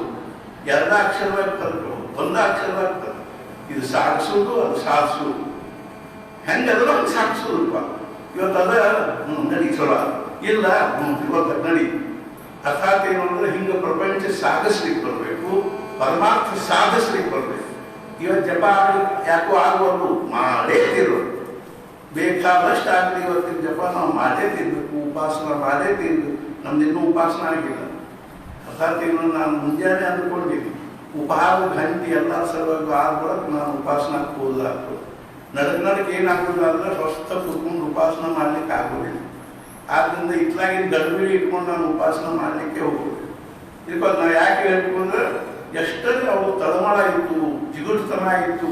ತಳಮಳ ಅಂದ್ರೆ ಹೆಂಗಿರ್ಬೇಕು ಅಂತ ಮಹಾರಾಜ ಹೇಳ್ತಿದ್ರು. ಏನು ಅಂದ್ರೆ ಒಬ್ಬ ಮನುಷ್ಯನ ತಲೆ ಮೇಲೆ ಕೈಗಿಟ್ಟು ಆ ಮನುಷ್ಯನ ನೀರಿನಲ್ಲಿ ಮುಳುಗಿಸಿ ಹಿಡಿದಾಗ ಆ ಮನುಷ್ಯ ಮ್ಯಾಲ ಬರ್ಲಿಕ್ಕೆ ಎಷ್ಟು ಚಡಪಡಿಸ್ತಾನೋ ಅಷ್ಟು ನಮಗೆ ಏನಿರಬೇಕು ಅಂತ ತಳಮಳ ಇತ್ತು. ಅದೇ ರೀತಿಯಾಗಿ ಮಹಾರಾಜ ಹೇಳಿದ್ರು, ಮೀನವನ್ನು ನೀರಿನಿಂದ ಹೊರಗೆ ತೆಗೆದಾಗ ಆ ಮೀನು ನೀರಿಗಾಗಿ ಎಷ್ಟು ಚಡಪಡಿಸ್ತದ ಅಷ್ಟು ನಾವು ಭಗವಂತನ ವಿಷಯದಲ್ಲಿ ಚಡಪಡ್ತೀವಿ. ನಾ ಯಾಕೆ ಹೇಳಿಕತ್ತೀನಿ ಅಂತಂದ್ರೆ ನಮ್ಮದು ಬೀಜ ಅಂಕು ಬೆಲ್ಸನೆ ಅವರು ಅರ್ಥಾತ್ BA 1 ನಪಾಸ ಅವಾಗ ಅದಕ್ಕೇನಂತಿದ್ರು ಅಂದ್ರೆ SY ಅಂತಿದ್ರು ನೋಡ್ರಿ. FY, SY, TY first year, second year, third year. SYದಾಗ ಅವ್ರು ಏನಾದ್ರು ಮಹಾರಾಷ್ಟ್ರದಲ್ಲಿ ಹೆಂಗೆ ಅನ್ನೋ ಪದ್ಧತಿ ಇದೆ. SYದಲ್ಲಿ ನಪಾಸ ನಪಾಸ ಆದ್ಮೇಲೆ ಹೈದರಾಬಾದ್ ಬಿಟ್ಟು ಮುಂಬೈಗೆ ಬಂದರು. ಮುಂಬೈದಲ್ಲಿ ಕಾಲೇಜ್ ಅಡ್ಮಿಷನ್ ತೊಗೊಂಡ್ರು. ತಂದೆಯವ್ರು ದೊಡ್ಡ ಅಧಿಕಾರಿಯಾಗಿ ಮನೆಯೊಳಗೆ ಅಗ್ನಿ ಒಂದು ಸನಾತನಿ ಪದ್ಧತಿ, ಪೂಜೆ ಪುರಸ್ಕಾರ ಅದು ಇದು ಎಲ್ಲ ಉಳಿಸ್ಕೊಳ್ತೀವಿ, ಮಡಿ ಮೈಗಿ. ಆದರೆ ಇವ್ರಿಗೆ ಅದಷ್ಟೊಂದು ಇದು ಆಗ್ತಿದ್ದಿಲ್ಲ. ಅವ್ರ ತಂದೆಯವ್ರು ಭಾಳ ಶಿಸ್ತುಬದ್ಧ ಮನುಷ್ಯ. ಅರ್ಥಾತ್ ಏನು ಅಂದ್ರೆ ಪ್ರೀತಿ ಪ್ರೇಮ ಅಂತಃಕರಣ ಅದು ಬಹಳ ಕಡಿಮೆ. ಮಕ್ಕಳು ಮರಿಗಳ ವಿಷಯದಲ್ಲಿಯೂ ಸಹಿತ ಅಲ್ಲಿ ಕಟ್ಟುನಿಟ್ಟಾದ ಜೀವನ ಅವ್ರದ್ದು. ಅಲ್ಲಿಂದ ಇಲ್ಲಿ ಮುಂಬೈ ಬಂದು ಇಲ್ಲಿ ಕಲೀಲಿಕ್ಕೆ ಶುರು ಮಾಡಿದ್ರು. ಮುಂದೆ ಅರ್ಥಾತ್ ಏನು ಯಾರೋ ಮಿತ್ರರ ಜೊತೆಗೆ ಇವರು ಏನಲ್ಲ ಮಹಾರಾಜನ ಕಡೆಗೆ ಹೋದವ್ರು. ಮಹಾರಾಜನ ಕಡೆಗೆ ಹೋದ ಕೂಡ ಭೇಟಿ ಆಯ್ತು, ಇದು ಆಯ್ತು. ಅವಾಗ ಮಹಾರಾಜರು ಏನಂದ್ರು ಅಂದ್ರೆ ನೀವು ಮ್ಯಾಲಿನ ಮೇಲೆ ಬರ್ಕೋತಾ ಇದ್ರಿ. ಅವಾಗ ಇವ್ರು ಸ್ಪಷ್ಟ ಹೇಳಿದ್ರು, ನಾವು ಇನ್ನೊಬ್ಬರ ಮನೆಗೆ ಹಂಗೆ ಹೋಗೋ ರೂಢಿ ಇಲ್ಲ ಅಂತ. ಹಂಗೆ ಮ್ಯಾಲಿನ ಮೇಲೆ ಇನ್ನೊಬ್ಬರ ಮನೆಗೆ ಹೋಗೋ ರೂಢಿ ಆದರೂ ಬರಲಿ ಅಂತ ನೋಡ್ರಿ. ಅರ್ಥಾತ್ ಏನು ಅಂದ್ರೆ ಇವತ್ತು ನಮ್ಮನ್ನು ಎಲ್ಲಾರು ನಾವು ನಮ್ಗೆ ಅನುಕೂಲದ ರಜಾತ ಸಿಕ್ಕದ ಅಥವಾ ಏನಪ್ಪ ಅಂದ್ರೆ ಏನೋ ಗುರುಗಳ ಅಂತ ಹೇಳ್ಯಾರ ಅನ್ನೋ ಒಂದು ಬಂದಿರಬಹುದೇನೋ ಖರೆ. ಆದರೆ ನಿಜವಾಗಿ ಹಿಂದಿರ್ತಕ್ಕಂಥ ಒಂದು ಇದು ಏನು ವಸ್ತುಸ್ಥಿತಿ ಏನಿದೆ ಅಂದರೆ ಅವರು ನಮ್ಮನ್ನು ಕಲಿಸ್ಕೊಂಡಾರಂತ ತಿಳ್ಕೊಂಡೇ ನಾವು ಇಲ್ಲಿ ಬಂದೀವಿ. ಅವರು ನಮ್ಮನ್ನು ಇಷ್ಟು ಸುರಕ್ಷಿತವಾಗಿ ಇಟ್ಕೊಂಡಾರಂತ ತಿಳ್ಕೊಂಡೇ ಇದ್ದೀವಿ. ಎಷ್ಟರೇ ಅವ್ರು ನಮ್ಮ ಬಗ್ಗೆ ಕಳ್ಕಳಿ ಅದ.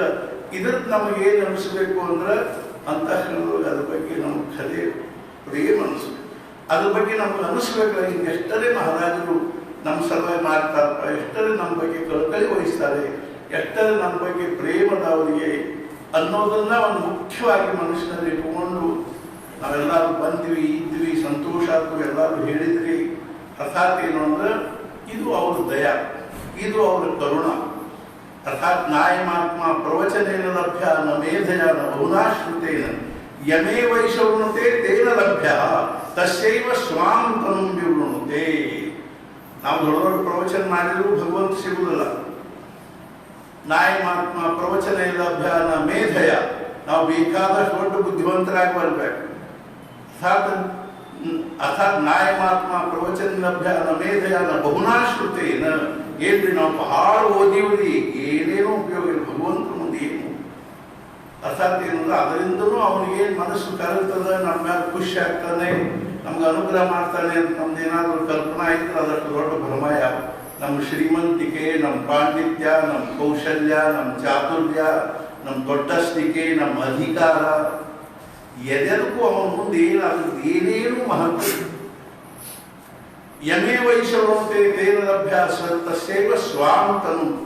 ಯಾರನ್ನ ಅವನ್ನ ಆರಿಸ್ಕೋತಾನು, ಇವನಿಗೆ ನಾನು ನನ್ನ ಸ್ವರೂಪವನ್ನು ತೋರಿಸಿಕೊಡ್ಬೇಕು ಅಂತ ಅವನಾಗಿ ಯಾರನ್ನು ವರ್ಣ ಮಾಡಿಕೊಡ್ತಾನಂದ್ರೆ ಆರಿಸ್ಕೋತಾನೋ ಅವನಿಗೆ ಮಾತ್ರ ತೋರಿಸ್ಕೊಡ್ತಾನೆ. ಅರ್ಥಾತ್ ಹೆಂಗೋ ಹಂಗೆ ನಮ್ಗೆ ಅನಿಸ್ಬೇಕು ಇವತ್ತೇನಂದ್ರೆ ಅವ್ರು ನಮ್ಮನ್ನು ಹೆಂಗೆ ಎಷ್ಟರೇ ಪ್ರೀತಿಯಿಂದ ಅಂತಃಕರಣದ ನಮ್ಮೊಳಗೆ ಏನೇನು ಯೋಗ್ಯತಾ ಇಲ್ಲದೆ ಇದ್ದನು, ನಮ್ಮಲ್ಲಿ ಅಂಥದ್ದು ಏನೂ ವಿಶೇಷ ಇಲ್ಲದೆ ಇದ್ದನು ನಮ್ಮನ್ನು ಅವ್ರು ಎಷ್ಟರೇ ಕಳಕಳಿಯಿಂದ ಆರಿಸಿಕೊಂಡಾರೆ. ಮತ್ತು ಅಕ್ಷರಶಃ ಏನು ಅಂದ್ರೆ ಅವರ ಲೀಸ್ಟ್ ಮಾಡಿಸಿ, ಅವರ ನಮ್ಮ ಹೆಸರು ಅದರೊಳಗೆ ಹಾಕಿಸಿ, ಅವರ ನಮ್ಮನ್ನು ಆರಿಸಿಕೊಂಡು ಅರ್ಥಾತ್ ಏನು ಅಂದ್ರೆ ನಮ್ಮನ್ನು ಹತ್ತಿರ ಇಟ್ಟುಕೊಂಡಾರೆ. ಕೇವಲ ನಾನು ಬಂದಿರ್ತಕ್ಕಂಥವ್ರ ಅಥವಾ ಇದ್ದವ್ರು ಹೇಳೋ ವಿಷಯದ ನಮ್ಮ ಬಗ್ಗೆ ಹೇಳಿಕತ್ತೀನಿ. ನಾವೇನು ಆಶ್ರಮದಲ್ಲಿ ಇರ್ಲಿಕ್ಕೆ ಹತ್ತೀವೋ ನಾವೆಲ್ಲ ನಮ್ಮನ್ನು ಅವರಾಗಿ ಆರಿಸ್ಕೊಂಡು ತಂದು ತಮ್ಮ ಹತ್ತಿರ ಇಟ್ಕೊಂಡಾರು. ಇದು ನಿಜವಾಗಿಯೂ ನಮ್ಮದು ಒಂದು ಭಾಗ್ಯ. ಅದೇ ರೀತಿಯಾಗಿ ಈ ಸಂದರ್ಭದಲ್ಲಿ ಬಂದಿರತಕ್ಕಂಥವ್ರದ್ದು ಒಂದು ಭಾಗ್ಯದ. ಆದರೆ ಈ ಭಾಗ್ಯದ ನಿಜವಾದ ಕಿಮ್ಮತ್ತು ಕಟ್ಟೋದು ನಮ್ದು ಬಹಳ ದೊಡ್ಡ ಜವಾಬ್ದಾರಿ. ನಾವು ಭಾಗ್ಯವಂತರಿದ್ದೀವಿ ಅಂತ ಕಂಡುಬಿಟ್ರೆ ಮುಗಿತೇನೆ, ಭಾಗ್ಯದ ಕಾಲ ಮುಗಿತೇನೆ. ಈ ಭಾಗ್ಯದ ಕಿಮ್ಮತ್ತು ಕಟ್ಟಿದ್ರೆ ಮಾತ್ರ ನಮ್ಗೆ ಆ ಭಾಗ್ಯದ ಮಹತ್ವ ಗೊತ್ತಾಗ್ತದೆ ಹೊರತು ನಾವು ಇದರ ಕಿಮ್ಮತ್ತು ಕಟ್ಟದೇ ಇದ್ರೆ ನಮಗೆ ಈ ಭಾಗ್ಯದ ಏನೇನು ನಮಗೆ ಕಲ್ಪನಾ ಬರಂಗಿಲ್ಲ. ಈ ಭಾಗ್ಯ ಎಂಥ ಭಾಗ್ಯದ ಅಂತ ಅನ್ನೋದು ಕಲ್ಪನಾ ಬರಬೇಕು ಅಂದರೆ ಆದ್ದರಿಂದ ಹಾನಿ ಮಾಡಲು ಬೇಡಿ ಹುಚ್ಚಪ್ಪಗಳಿರ ಮಾನವ ಜನ್ಮ ದೊಡ್ಡದು. ಮೊದಲೇದಾಗಿ ಭಗವಂತ ಪಹಲಿ ಕೃಪಾ ಭಗವಾನ್ ಕಿ. ಮೊದಲೇ ಕೃಪಾ ಭಗವಂತ ಅವನು ಮನುಷ್ಯ ಶರೀರ ಕೊಟ್ಟ, ಮನುಷ್ಯ ದೇಹ ಕೊಟ್ಟ, ಮನುಷ್ಯ ಜೀವನ ಕೊಟ್ಟ. ದೂಸರಿ ಕುಚ್ ಆಪ್, ಇನ್ನು ನೀವು ಮಾಡೋದಿದೆ, ನಾವು ಮಾಡೋದಿದೆ. ತೀಸರಿ ಕೃಪಾ ಗುರುದೇವ್ ಕಿ ತಬ್ ಬನೇಗಿ ಬಾಪ್. ಆಮೇಲೆ ಸದ್ಗುರುಗಳ ಕೃಪಾ ಆಗ್ತದೆ. ಆವಾಗ ನಮ್ಮ ಜೀವನದ ಪ್ರಶ್ನೆ ಬಗೆಹರಿತದೆ. ನಾವು ಜೀವನದಲ್ಲಿ ನಾವು ಕೃತಾರ್ಥ ಆಗ್ತೀವಿ, ಧನ್ಯ ಆಗ್ತೀವಿ, ಹುಟ್ಟಿ ಬಾಳಿದ ಸಾರ್ಥಕ ಆಯ್ತು ಅಂತ ಅನಿಸುವಂಥ ಭಾವ ಬರ್ತದೆ, ಅವಸ್ಥಾ ಬರ್ತದೆ. ಆದ್ದರಿಂದ ಏನದಂದ್ರೆ ಅವ್ರು ನಮ್ಮ ಮೇಲೆ ಇವತ್ತು ಎಷ್ಟರೇ ದಯಾ, ಎಷ್ಟರೇ ಪ್ರೇಮ, ಎಷ್ಟರೇ ಕರುಣ, ಅವ್ರ ದಯಾ ಸಾಗರ್. ಮಹಾರಾಜನಿಗೆ ಒಂದೇ ಶಬ್ದದಿಂದ ನಾವು ವರ್ಣನೆ ಮಾಡಬೇಕು ಅಂದರೆ ದಯಾ ಸಾಗರ್ ಅಂತ ಹೇಳಿ. ದಯಾ ದಯಾ ದಯಾ ಅಂದ್ರೆ ಎಷ್ಟರೇ ದಯಾದಿಗಳು. ಪ್ರೇಮ ಅಂದ್ರೆ ಎಂಥ ಪ್ರೇಮ ರೀ. ಅರ್ಥಾತ್ ಏನು ಅಂದ್ರೆ ನಮಗೆ ಆ ಪ್ರೇಮದ ಕಲ್ಪನಾನೇ ಇಲ್ಲ ನಿಜವಾಗಿ. ಆ ಪ್ರೇಮ ಅನ್ನೋದು ಎಂಥ ಒಂದು ದಿವ್ಯವಾದ ಭಾವದ ಅವಸ್ಥಾದ ಭೂಮಿಕಾದ ಮನಸ್ಸಿಂದು ಅನ್ನೋದು ನಮಗೆ ಕಲ್ಪನಾನೇ ಇಲ್ಲ. ಆ ಪ್ರೇಮದ ಒಂದು ಸ್ವಲ್ಪ ಅವರ ಪ್ರೇಮದ ನಮಗೆ ಗಾಳಿ ಬಡಿದ್ರೆ ನಮಗೆ ಈ ಜಗತ್ತಿನ ಪ್ರೇಮದ ಭ್ರಮ ನಮ್ಮ ತಲೆಯಾಗಿಂದ ಕಿತ್ತುಕೊಂಡ ಹೋಗಿಬಿಡುತ್ತೆ. ಆ ಪ್ರೇಮ ಎಂಥ ವಿಲಕ್ಷಣ. ಯಾವ ಪ್ರೇಮಕ್ಕಾಗಿ ಭಗವಂತ ಅರ್ಥಾತ್ ಏನು ಅಂದ್ರೆ ಬೃಂದಾವನದಲ್ಲಿ ಬಂದು ವಾಸ ಮಾಡಿದ್ನು, ಆ ಪ್ರೇಮದ ಕಲ್ಪನಾನೇ ನಾವು ಮಾಡ್ಲಿಕ್ಕೆ ಶಕ್ಯ. ಭಗವಂತನ ಪ್ರೇಮ ಮಾಡೋದು ಅಂದ್ರೆ ಏನು ಅನ್ನೋದು ನಮ್ಮ ಕಲ್ಪನಾ ಮಾಡ್ಲಿಕ್ಕೆ ಶಕ್ಯ. ಇಂಥೆಂಥ ಭಕ್ತರು ಎಂಥೆಂಥ ನಮ್ಮಿಂದ ಆ ಭಗವಂತನ ಪ್ರೇಮ ಮಾಡ್ತಾರೆ ಅಂತ ಹುಚ್ಚು ಹಾಕಿದ್ರೆ ಹೋಗ್ತದೆ ಅವರು. ಆದ್ದರಿಂದ ಮಹಾರಾಜ್ ಹೇಳಿದರು, ಭಗವಂತನ ನಾಮಸ್ಮರಣೆ ಮಾಡ್ತಕ್ಕಂಥ ಮನುಷ್ಯನಿಗೆ ಸಾಧಕನಿಗೆ ಬರೋ ಮೊದಲನೇ ಅವಸ್ಥೆ ಏನು ಅಂದ್ರೆ ಸ್ವಲ್ಪ ಜಪ ಮಾಡಿ ಕೂತ್ಕೊಳ್ಳೆ ಒಲ್ಲಾಗೋದು ಮೊದಲನೇ ಅವಸ್ಥೆ. ಒಂದು 5 ಮಾಲಿ ಮಾಡೋದ್ರಾಗ ಸಾಕಪ್ಪ ಅನ್ಸೋದು ಮೊದಲನೇ ಅವಸ್ಥೆ. ಆದರೂ ನಾವು ಏನೋ ಒಂದು ಏನಪ್ಪ ಅಂದ್ರೆ ಸದ್ಗುರು ಒಂದು ಅನುಗ್ರಹ ಕೃಪ ಅವನ ಮೇಲಿದ್ದು ಅವನನ್ನು ಹಂಗ ನಿಷ್ಠೆಯಿಂದ ಮಾಡಿಕೋತ ಹೋದ ಅಂದ್ರೆ ಅಭಿರುಚಿ ನಿರ್ಮಾಣ ಆಗೋದು 2ನೇ ಅವಸ್ಥೆ. ಆವಡ್ ನಿರ್ಮಾಣ ಅರ್ಥಾತ್ ಏನಂದ್ರೆ ಆವಡಿ ಲಾಜವಿ ಪ್ರೇಮ ಅರ್ಥಾತ್ ಅಭಿರುಚಿ ಅದ ಆದ್ರೆ ನಾಚಿಕೆ ಅನಿಸ್ತದ, ಇದು ಶಕ್ಯನೇ. ಆವಡಿ ಅಣಿ ಆ ಲಾಜವಿ ಅರ್ಥಾತ್ ಏನಂದ್ರೆ ಅಭಿರುಚಿ ಅದ, ಅಭಿರುಚಿ ನಿರ್ಮಾಣ ಆಗೋದು 2ನೇ ಅವಸ್ಥೆ. ಆಮೇಲೆ ಇದಕ್ಕೂ ಆ ಅಭಿರುಚಿ ಹೆಂಗೆ ನಿರ್ಮಾಣ ಆಗ್ತದ ನೋಡಿ. ಅಭಿರುಚಿ ಲಕ್ಷಣ ಏನು ಅಂದ್ರೆ ಜಪಕ್ಕೆ ಕೂತ್ಕೊಳ್ಳಿ ಒಂದು 5-10 ಮಾಲೆ ಆದ ಕೂಡ 5-6 ಮಾಲೆ 10 ಮಾಲೆ ಸಹಿತ ಅಲ್ರಿ. ಒಂದು ವಿನೋದದ ಪ್ರಸಂಗ ಹೇಳ್ತೀನಿ ಹೆಂಗಿರ್ತದೆ ಮನುಷ್ಯನ ಮನೋಭೂಮಿಕಾದ. ನಮ್ಮೂರಲ್ಲಿ ಒಬ್ಬರು ಇದ್ರು DM ದೇಶಪಾಂಡೆ ಅಂತ. ಅವರು ನಾನು ಒಂದ್ಸಲ ಒಂದು 2-3 ತಿಂಗಳು ಮನೆಯಾಗಿದ್ದಾಗ ನಮ್ಮ ತಾಯಿಯವರು ಏನಂದ್ರು, ದಿನ ಸಂಜೆನಾಗ ಏನಾದ್ರು ಸ್ವಲ್ಪ ಹೇಳು ಆಯಿತು ಅಂತ ನಾನು ಒಂದು ಪ್ರವಚನ ಪುಸ್ತಕ ಓದಿ ಅದನ್ನ ಚೂರು ಏನಾದ್ರು ಹೇಳ್ತಿದ್ದೆ. ಅವರು ಬಂದು ಕೂಡ್ತಿದ್ರು, ನಮ್ಮ ಮಕ್ಕಳದಾಗ ಮನೆ ಅವ್ರದ್ದು, ಅವರು ಬಂದು ಕೂಡ್ತಿದ್ರು. ಒಂದು 5-6 ಮಂದಿ ಬಂದು ಕೂತಿರ್ತಿದ್ರು. ಒಂದು 10 ತಿಂಗಳು 15-20 ದಿವಸ ಆದ ಕೂಡಲೇ ನಾನು ಏನಂದೆ, ಇಷ್ಟು ದಿವಸ ತನಕ ನಾವು ಮಹಾರಾಜನ ನಾಮಸ್ಮರಣೆ ಬಗ್ಗೆ ಎಷ್ಟು ಹೇಳಿದ್ರು ನಾವು ಕೇಳಿದ್ವಿ. ಇನ್ಮ್ಯಾಲ ದಿನ ಏನದನೋ ನಮ್ಮದು ಪ್ರವಚನ ಮುಗಿದ್ಕೊಂಡು ಒಂದು 5 ಮಾಲಿ ಜಪ ಮಾಡೋಣ.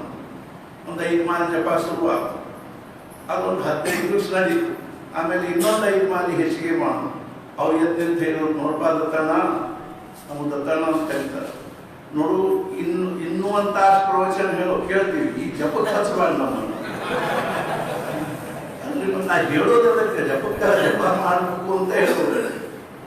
ಕೂಡಲೇ ಅವರು ಅಂತೂ ನಡೀತು. ಒಂದು ದಿವಸ ನಾನು ಬರ್ಲಿಕ್ಕತ್ತಿದ್ರು, ಕೇಳಿದೆ DM ಅಲ್ಲ ಎಷ್ಟು ಜಪ ಮಾಡ್ತೀರಿ? ಕೂಡಲೇ 5 ಮಾಲಿ ಮಾಡ್ತೀನಿ ಅಂತ ದುಃಖಿಸ್ತಿದ್ರು. ಒಂದು 5 ಮಾಲಿ ಮಾಡ್ತೀನಿ. ಅಲ್ಲಿ ಏನು ಇಡೀ ದಿವಸ ಏನು ಕೆಲಸ ಇಲ್ಲ, ಭವಿಷ್ಯಿಲ್ಲ, ಸುಮ್ಮನೆ ಕೂತಿರ್ತೀರಿ, ದಿನ ಒಂದು 5,000 ಮಾಡ್ಬೇಕಿಲ್ಲ ಅಂತಂದೆ. 5,000 ಯಾರನ್ನ ಕೊಂಡ್ಗಿಂದಿ ಅದು.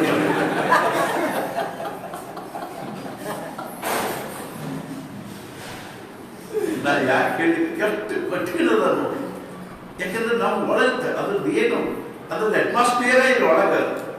ನಮ್ಮ ಅಂತಃಕರಣದಲ್ಲಿ ಆ ನಾಮಸ್ಮರಣೆ, ಪರಮಾರ್ಥ, ಅಧ್ಯಾತ್ಮ, ಸತ್ಸಂಗ, ಪೂಜೆ, ಪುನಸ್ಕಾರ ಇದದ್ದು ಅಟ್ಮಾಸ್ಫಿಯರೇ ಇಲ್ಲ.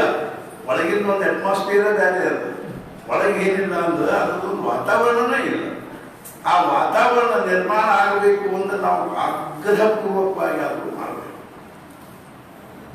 ನೋಡಿ ಮಹಾರಾಜರು ಎಷ್ಟದು ದಯ, ಎಷ್ಟು ನಮ್ಮನ್ನು ಹಿಡಿದುಕೊಂಡು ಬಂದು ನಮ್ಮನ್ನು ಹೆಂಗ ಅಂತಂದ್ರೆ ಒಂದು ರುಟೀನ್ ಒಳಗೆ ಹಾಕಿಬಿಟ್ಟು ಅಟ್ಲ ಇಟ್ಟ ಅಳಿಗಾಡ್ಲಿಕ್ಕೆ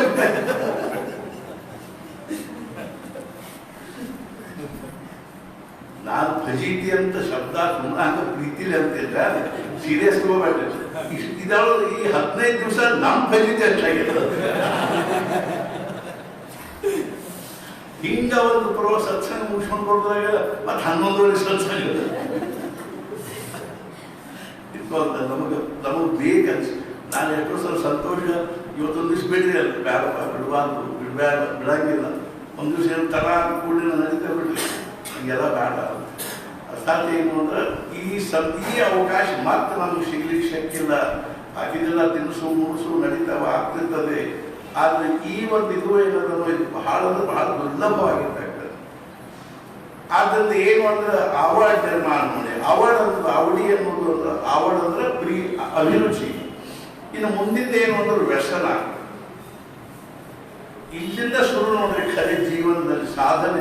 ನಾಮದ ನಿಜವಾದ ಒಂದು ಇದು ನಮ್ಮ ಅಂತಃಕರಣದಲ್ಲಿ ನಾಮದ ಒಂದು ವಿಲಕ್ಷಣವಾಗಿರ್ತಕ್ಕಂಥ ಪ್ರಭಾವ ಆಗ್ಲಿಕ್ಕಂತೆ ಇದೆ ಅನ್ನೋದ್ರ ಲಕ್ಷಣ ಏನು ಅಂದ್ರೆ ವ್ಯಸನ, ಚಟ ಆಗ್ಬೇಕು. ಭಗವಂತ ನಾಮದ ವ್ಯಸನ ಆಗ್ಬೇಕು.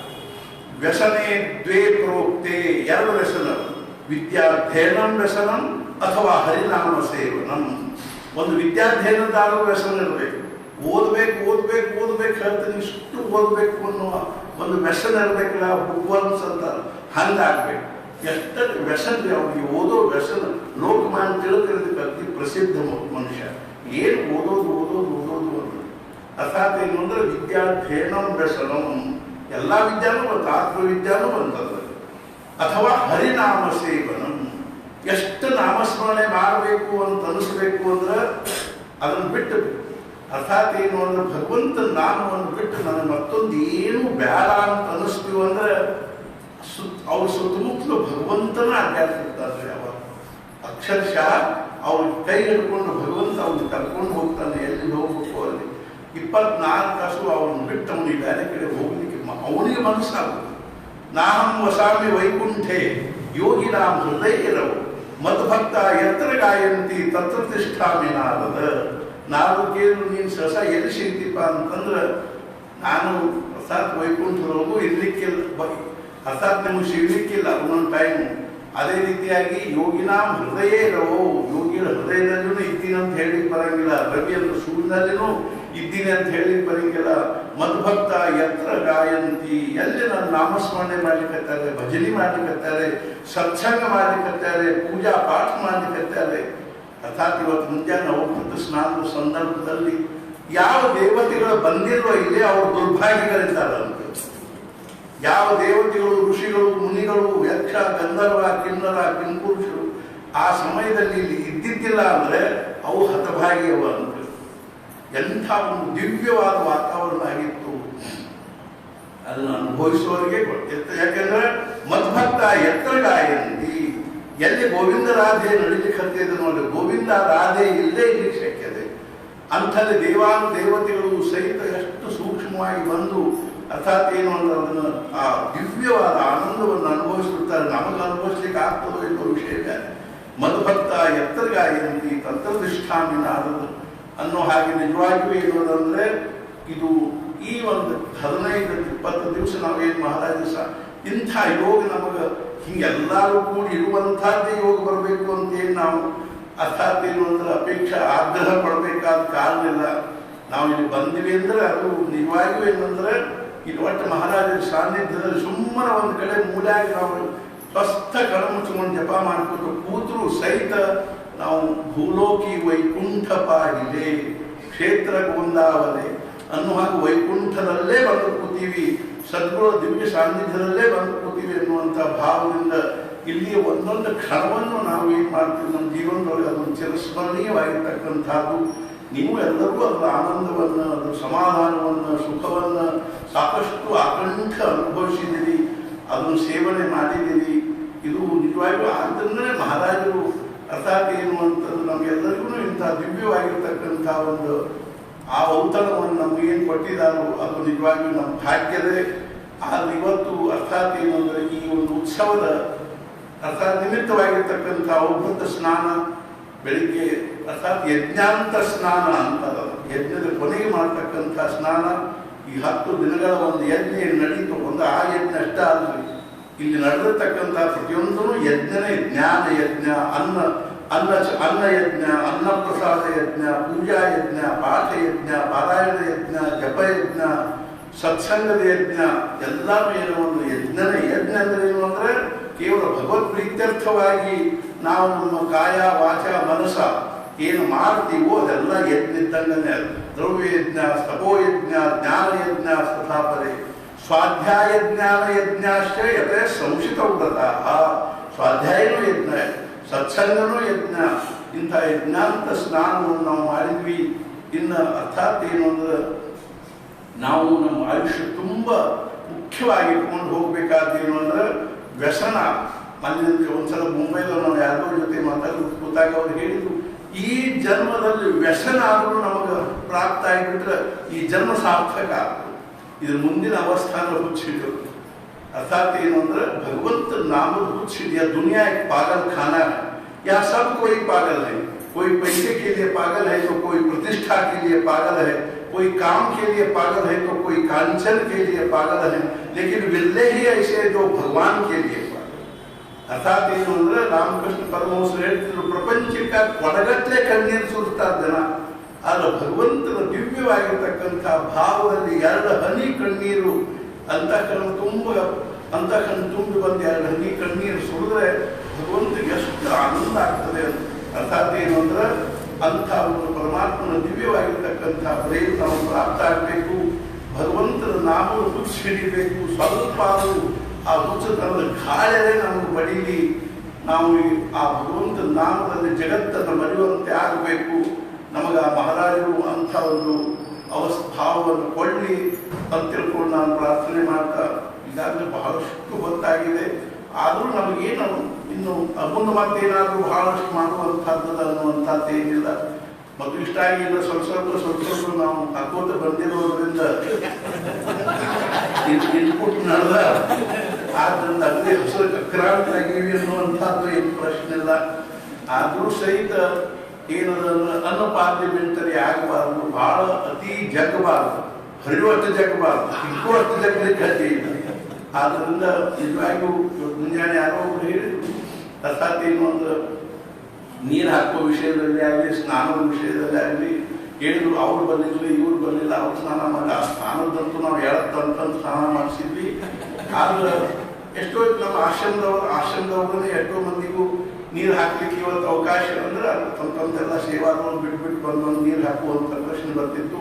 ಹಿಂಗಾಗಿ ನಾನು ಅವ್ರಿಗೆ ಬಹಳ ಆಗ್ರಹ ಮಾಡಿದೆ. ಯಾಕೆ ಅಂದ್ರೆ ಒಂದು ಸಮುದ್ರದಾಗಿನ ಮೀನಿನ ಮರಿ ತನ್ನ ತಾಯಿನ ಕೇಳ್ತಾನೆ, ಅಮ್ಮ ಆ ಸಮುದ್ರ ಅಂದ್ರೆ ಎಲ್ಲಿರ್ತದ ಅದಕ್ಕೆ, ಸಮುದ್ರ ಅಂತಂದ್ರೆ ಎಲ್ಲಿರ್ತದ ಕೂಡ ಅವ್ರ ತಾಯಿ ಹೇಳ್ತದೆ, ನೀನು ಸಮುದ್ರದಾಗೇ ಇದ್ದಿ ಅಂತ. ಮತ್ತು ಸಮುದ್ರ ಸ್ನಾನಕ್ಕೆ ಹೋಗೋದಂದ್ರೆ ಹೆಂಗೆ ಮಾಡ್ಬೇಕು ಅಂತ ಹೇಳಿದಾಗ ನಮ್ಮ ಆಶ್ರಮದವ್ರು ಏನಾದ್ರು ನೀರು ಹಾಕೋದಾಗಲಿ, ಅವರು ಸ್ನಾನ ಮಾಡೋದಾಗಲಿ, ಅವರು ಸಮುದ್ರದಾಗ ಇದ್ದಾರೆ ಅನ್ಬೇಕಾದ್ರೆ ಏನು ಪ್ರಶ್ನೆ ಇಲ್ಲ. ಅದೇ ರೀತಿಯಾಗಿ ಅಗ್ನಿ ಕೊನೆಗೆ ಮಹಾರಾಜರ ಒಂದು ಸಂದರ್ಭ ಹೇಳಿ ನಾನು ಮುಗಿಸ್ತೀನಿ ಏನು ಅಂತಂದ್ರೆ ಅದನ್ನು ಒಂದು ನೆನಪಿಟ್ಕೋಬೇಕು ನಾವು. ಮಹಾರಾಜರು ಒಬ್ಬರು ಶಿಷ್ಯರಿದ್ರು, ಲಕ್ಕುಂಡಿ ಯೋಗಿರಾಜ್ ಮಹಾರಾಜರು ಅಂತ. ಹನುಮಂತರಾವ್ ಕುಲಕರ್ಣಿ ಅಂತ BSc ಆಗಿದ್ರು. ಆಗಿನ ಕಾಲದಲ್ಲಿ ಪ್ಲೇಗ್ ಮಾಮಲೆದಾಗಿದ್ರು ಅವರು. ಪಾರ್ನೇರದಲ್ಲಿ ಮಹಾರಾಷ್ಟ್ರದಲ್ಲಿ ಪ್ಲೇಗ್ ಮಾಮಲೆದಾಗಿದ್ರು. ಅವ್ರು 11 ಇದ್ದಾಗಲೇ ಮಹಾರಾಜರು 6 ವರ್ಷದವರಿದ್ದಾಗಲೇ ಅವ್ರಿಗೆ ಅನುಗ್ರಹ ಕೊಟ್ಟು ಶ್ವಾಸೋಚ್ಛ್ವಾಸದ ಜೊತೆಗೆ ಹೆಂಗೆ ನಾಮ ತಗೋಬೇಕನ್ನೋದನ್ನು ಹೇಳಿದ್ರು. ಮುಂದೆ ಅವರು ಯೋಗಾಭ್ಯಾಸ ಮಾಡಿ ಬಹಳ ದೊಡ್ಡ ಯೋಗಿ ಆದರು. ಆವಾಗಿನ ಕಾಲದಲ್ಲಿ ಕರ್ನಾಟಕದಲ್ಲಿ ಅಷ್ಟೇ ಅಲ್ಲ, ಕರ್ನಾಟಕ ಮಹಾರಾಷ್ಟ್ರಗಳಲ್ಲಿ ಅಂಥ ದೊಡ್ಡ ಯೋಗಿ ಯಾರು ಇದ್ದಿದ್ದಿಲ್ಲ ಅಂತ. ಅಷ್ಟು ದೊಡ್ಡ ಯೋಗಿ ಆಗಿದ್ರು, ಬಹಳ ದೊಡ್ಡ ವಿಲಕ್ಷಣ ಯೋಗದ ಅವಸ್ಥಾದಲ್ಲಿದ್ರು. ಅದೇ ರೀತಿಯಾಗಿ ಅರ್ಥಾತ್ ಏನು ಅಂತಂದ್ರೆ ನಮ್ಮ ಇವರು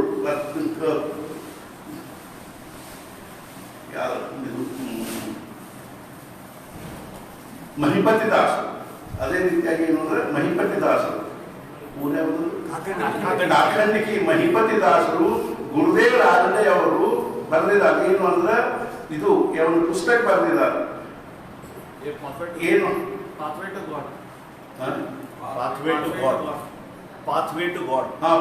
to God in Kannada literature, ಅರ್ಥಾತ್ pathway to God in Kannada literature ಅಂತ ತಿಳ್ಕೊಂಡು ಬರ್ತಾರೆ. Pathway to God in Marathi literature, pathway to God in Hindi literature, pathway to God in Kannada literature, 3 ಪುಸ್ತಕಗಳು. ಅದರೊಳಗೆ ಅವ್ರು ಬರ್ತಾರೆ ಏನು ಅಂದ್ರೆ ಆಗಿನ ಕಾಲದಲ್ಲಿ ಮಹಿಪತಿ ದಾಸರಷ್ಟು ಆಳವಾದ ಯೋಗಿಗಳು ಯಾರು ಇದ್ದಿದ್ದಿಲ್ಲ. ಅಷ್ಟೊಂದು ಯೋಗದ ವಿಲಕ್ಷಣ ಅವಸ್ಥೆ ಇರ್ತವೆ. ಅವ್ರ ಚರಿತ್ರೆ ಭಾರಿ ವಿಲಕ್ಷಣದ ಇರ್ಬೋದು. ಅಂಥ ಒಂದೇ ಲಕ್ಕುಂಡಿ ಯೋಗಿರಾಜ್ ಮಹಾರಾಜರೇನಿದ್ರು, ಅವ್ರಿಗೊಬ್ರು ಶಿಷ್ಯರಿದ್ರು ವೈದ್ಯ ಕಾಸೇಗಾಂವ್ಕರ್. ನಾವು ಒಂದ್ಸಲ ಇದರಿಂದ ಬರ್ಬೇಕಾದ್ರೆ ಕಾಸೇಗಾಂವ್ಗೆ ಹೋಗಿದ್ವಿ. ಪಂಢರಪುರದಿಂದ ಬರ್ಬೇಕಾದ್ರೆ ಕಾಸೇಗಾಂವ್ಗೆ ಹೋಗಿ ಪುಣೆದಿಂದ ಬರ್ಬೇಕಾದ್ರೆ ಆ ಕಾಸೇಗಾಂವಲ್ಲಿ ಅವ್ರದ್ದು ಮನೆ ಅದ ಧನ್ವಂತರಿ ವಾಡ ಅಂತಂತಾರೆ. ಅಸಲು ಬಹಳ ದೊಡ್ಡ ವೈದ್ಯರಾಗಿದ್ದರು, ಅದ್ರ ಜೊತೆಗೆ ಬಹಳ ದೊಡ್ಡ ಸಾಧಕರು ಆಗಿದ್ರು. ಅವರು ತಿಂಗಳಾಗಟ್ಟಲೆ ಬಂದು ಮಹಾರಾಜ ಏನು ಭಾಗ್ಯರಿ ಅವ್ರು ಖರೆ ಅಂದರು. ನಿಜವಾಗಿಯೂ ನಮ್ಗೆ ಎಷ್ಟೋ ಸಲ ಅನಿಸ್ತಾ ಆ ಸಂದರ್ಭದಲ್ಲಿ ನಾವು ಇದ್ದಿದ್ರೆ ನಾವು ಒಬ್ರು ಯಾರು ಏನಂದ್ರು ಅಂತಂದ್ರೆ ಏನ್ರಿ ನಮಗೂ ಸತ್ಪುರುಷರ ಹತ್ರ ಇರ್ಬೇಕಂತ ಬಹಳ ಅನಿಸ್ತದೆ. ಅಲ್ಲ ಅವ್ರೇನಂದ್ರು ನಮಗೂ ಅವಾಗ ನಾವು ಇದ್ದಿದ್ದಲ್ಲಿ ಶಂಕರಾಚಾರ್ಯ ಹತ್ರ ನಾ ಇದ್ದ ಬಿಡ್ತಿದ್ದೆ ಅಂತಂದ್ರು. ಶಂಕರಾಚಾರ್ಯ ಕಾಲಕ್ಕೆ ನಾ ಇದ್ದಿದ್ರೆ ಅವ್ರ ಹತ್ರ ಇದ್ಬಿಡ್ತಿದ್ದೆ ನಾನು. ನಮ್ಮ ಗೋವಿಂದಾನಂದ ಸರಸ್ವತಿಯವರು ಹೇಳಿರೋ ಮಾತಿದ್ರು. ಈ 3 ತಿಂಗಳಿದ್ದಲ್ಲ ಅವರು ಶಂಕರಾಚಾರ್ಯ ಕಾಲಕ್ಕೆ ನಾ ಇದ್ದಿದ್ದು ನಾವು ಅವ್ರ ಹತ್ರ ಮತ್ತೆ ಈಗ ಎಷ್ಟೋ ಮಂದಿ ಸತ್ಪುರುಷರಿರ್ತಾರೆ, ಯಾರ ಹತ್ರ ಒಂದ್ ದಿವಸ ಹೋಗಿರಿ ನಂತ ಮಾತಾಡ್ತೀವಿ. ಈಗೂ ಬೇಕಾದ ಜನ ಸತ್ಪುರುಷರಿದ್ದಾರೆ. ಅಂದ್ರೆ ಒಬ್ಬರ ಹತ್ರ ಹೋಗಿ ಒಂದ್ ದಿವಸ ಇದ್ದೀರಿ. ಶಂಕರಾಚಾರ್ಯ ಕಾಲಕ್ಕೆ ಇದ್ದಿದ್ರೆ ನಾನು ಅವ್ರ ಹತ್ರ ಇರ್ತಿದ್ದೆ ಅಂತಂದ್ರೆ ಅರ್ಥಾತ್ ಏನು ಅಂದ್ರೆ ಅವ್ರು ಹೋಗ್ಯಾರ ಅಂತ ಅಂತಾರ ಅಷ್ಟೇ. ಇವರು ಅಕಸ್ಮಾತ್ ಅವ್ರು ಇದ್ದಿದ್ರೆ ಯಾವ್ದಾದ್ರು ಟಿಕೆಟ್ ಕೊಟ್ಟು ಹೋಗ್ರಿ ಅಂದಿದ್ರು ಬಜಿತಿತ್ತು. ನಾ ಯಾಕೆ ಹೇಳಿಕತ್ತೀನಿ ಅಂದ್ರೆ ವೈದ್ಯಕ ಆಸೆಗಾಂಕರು ತಿಂಗಳಗಟ್ಟಲೆ ಬಂದು ಮಹಾರಾಜರು ಹೇಳ್ತಾರೆ. ಆವಾಗಿನ ಕಾಲದ ಪರಿಸ್ಥಿತಿನ ಅನುಕೂಲ ಇರ್ತಾರೆ. ಹಂಗೆ ತಿಂಗಳಗಟ್ಟಲೆ ಮನೆ ಅವತಾರ ತಮ್ಮದೇನದಂದ್ರೆ ತಮ್ಮಲ್ಲಿದ್ದ ಪ್ರಪಂಚದ ವ್ಯವಸಾಯ ದಂಧೆ ಬಿಟ್ಟು ಹೋಗಿರ್ತಿದ್ರು. ಈಗೇನ್ರಿ ಈಗ ಬ್ಯಾಡ ಸುದ್ದಿ ಅಸಹ್ಯ ತಮ್ಮದ ಪರಾಕ ಒಂದು ದಿವಸ ಮನೆ ಬಾಗಿಲ ಹಾಕೊಂಡು ಹೊರಗೆ ಹೋಗೋ ಪರಿಸ್ಥಿತಿ ಇಲ್ಲ.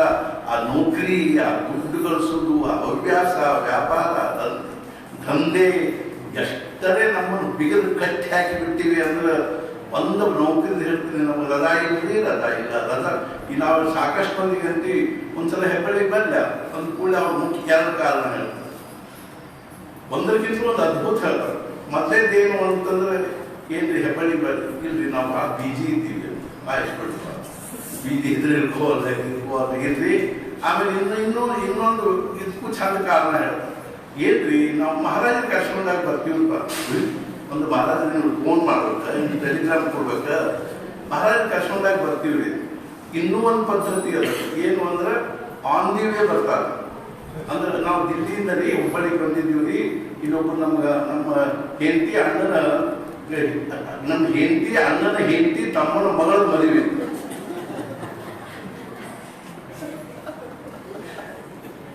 ಇಷ್ಟು ಡಿಸ್ಟಂಟ್ ರಿಲೇಷನ್ ಮದುವೆಗೆ ಆ ಮಹಾತ್ಮ ಅಲ್ಲಿಂದ ಇಲ್ಲಿ ಬಂದ ಹುಬ್ಬಳ್ಳಿಗೆ. ಹೋಗು ನೆನಪಾತ್ರೆ ಅಕಸ್ಮಾತ್ ಅನಾಯಾಸ ಬಂದಿದ್ವಿ, ಆನ್ ದಿ ವೇ ಮಹಾರಾಜ ದರ್ಶನ ತಗೊಂಡು ನಾ ಹೇಳಿದೆ ಆನ್ ದಿ ವೇ ಪರಮಾರ್ಥ ನಡೆಯಂಗಿಲ್ಲ ಅಂತೆ. ಆನ್ ದಿ ವೇ ಅನ್ನೋದನ್ನು ಪರಮಾರ್ಥ ಇಲ್ಲ. ನೀವು ಅದಕ್ಕೆ ಅವ್ರಿಗಾಗೆ ಬರಬೇಕು. ಅವ್ರಿಗಾಗೆ ಬಂದು ಅಕಸ್ಮಾತ್ ನಮ್ಗೆ ಇಲ್ಲಿ ಬಂದಾಗ ಗೊತ್ತಾದ್ರೆ ಇಲ್ಲೊಂದು ಮದುವೆ ಅಂತ ನಮ್ಮ ಪೈಕಿ ಅವರು ಆನ್ ದಿ ವೇ ಮದುವೆ ಮಾಡ್ಕೊಂಡು ಹೋಗ್ಕೊಂಡು ಮಾಡಿ ಹೊರತು ಇಲ್ಲದೆ ಆನ್ ದಿ ವೇ ಏನದಂದ್ರೆ ಸದ್ಗುರುಗಳ ಸ್ಥಾನಕ್ಕೆ ಬರುವುದು ಅಂತಂದ್ರೆ ನಮಗ ನಾಚಿಗೆ ಬರ್ಬೇಕು ಹಂಗ ಅನ್ಸುತ್ತೆ. ಸದ್ಗುರುಗಳ ಸ್ಥಾನಕ್ಕೆ ಆನ್ ದಿ ವೇ ಬರುವುದು ಇಪ್ಪ ನಾ ಯಾಕೆ ಹೇಳಿಕತ್ತೀನಿ ಅಂದ್ರೆ ಅವ್ರು ಇನ್ನೊಂದೇನಂತ ಅಂದ್ರೆ ಮಹಾರಾಜನ ಕರ್ಸ್ಕೊಂಡಾಗ ಬರ್ತೀವಿ. ಅರ್ಥಾತ್ ಏನು ಅಂದ್ರೆ ಮಹಾರಾಜರು ಏನಂದ್ರು ಅಂದ್ರೆ ನಾವು ಹೆಂಗೆ ಮಾಡಬೇಕು ಅಂದ್ರೆ ಪ್ರಪಂಚವನ್ನು ಪ್ರಾರಂಭದ ಮೇಲೆ ಹಾಕಬೇಕು, ಪರಮಾರ್ಥವನ್ನು ಪ್ರಯತ್ನ ಪೂರ್ವಕ ಮಾಡಬೇಕು. ಮಹಾರಾಜನ ಕರ್ಸ್ಕೊಂಡಾಗ ಬರ್ತೀವಿ ಅಂತ ಏನಾದ್ರು ಪ್ರಾರಂಭದ ಮೇಲೆ ಹಾಕಿದಂಗೆ ಆಗ್ತಿರ್ಲಿ. ಯಾವಾಗ ನಮ್ಗೆ ಯೋಗ ಬರ್ತದೋ ಅವಾಗ ಬರ್ತೀವಿ. ಮತ್ತೆ ಪ್ರಪಂಚದ ವಿಷಯದಲ್ಲಿ ನಾವು ಹಿಂಗೆ ಮಾಡ್ತೀವಿ. ನಾಳೆ ಯಾವುದೋ ಕಾರಣಕ್ಕಾಗಿ ಯಾರನ್ನೋ ಒಬ್ಬರು ಭೇಟಿ ಆಗಲಿಕ್ಕೆ ಹೋಗ್ಬೇಕಾಗಿದೆ, ಸ್ವಲ್ಪ ಏನೋ ಮಹತ್ವದ ಕೆಲಸ ಅಂತ ಇಟ್ಕೊಂಡು ವ್ಯಾವಹಾರಿಕವಾಗಿ ಹಾಗಾದ್ರೆ ಯಾವಾಗಲೇ ಅನುಕೂಲ ಆದಾಗ ಹೋಗ್ತೀವಿ ಬಿಡ್ರಿ ಅಂತೀವಿ. ಎಷ್ಟು ಅದ್ರ ಸಲುವಾಗಿ ತಯಾರಿ, ಎಷ್ಟು ಸಿದ್ಧತೆ ಮಾಡಿಕೊಂಡು, ಎಷ್ಟು ಕಟ್ಪಟ್ಟಿ ಮಾಡಿ ಉಳಿದದ್ದೆಲ್ಲ ಕೆಲಸ ಬಾಜುಕಿಟ್ಟು ಹೋಗಿ ಅವ್ನು ಭೇಟಿ ಆಗ್ಕೊಂಡು ಹೋಗ್ತೀವಿ. ಅವ್ನು ಮನ್ಯಾಗೆ ಎಲ್ಲೋ ಹೋಗ್ಬಿಟ್ಟಿರ್ತಾರ, ಮಾಡ್ತೀವಿ ಕಟ್ ಮಾಡಿ ನಾವು ಕುಂತೀವಿ ಮನೆಗೆ. ಅಂತಂದ್ರೆ ಇಂಥದ್ದೇ ನಮ್ಮ ದೃಷ್ಟಿಕೋನ ಸರಿ ಇಲ್ಲ, ನಮ್ಮ ವ್ಯಾಲ್ಯೂಯೇಷನ್ ಸರಿ ಇಲ್ಲ.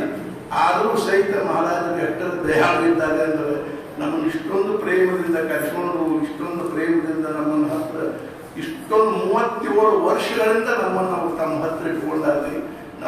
ನಮಗೆ ಏನು ಅನಿಸ್ತು ಅಂದ್ರೆ ಅರ್ಥಾತ್ ಏನು ಅಂದ್ರೆ ಒಂದ್ಸಲ ಬೆಲ್ಸದೆ ಅವರು ಗುರುದೇವ್ ರಾಮದೇವ್ ಅವ್ರನ್ನ ಭೇಟಿಯಾಗಿ ನಿಂಬಾಳಕ್ಕೆ ಹೋದಾಗ ಗುರುದೇವ್ ರಾಮದೇವ್ ಅವರು ಬೆಲ್ಸದೆ ಅವ್ರನ್ನ ಕೇಳಿದ್ರು, ನೀವು ಮಹಾರಾಜನಿಗೆ ಅಷ್ಟು ಪ್ರೇಮ ಮಾಡ್ತಿಲ್ಲ, ನೀವು ಹೆಂಗೆ ಪ್ರೇಮ ಮಾಡ್ತೀವಿ?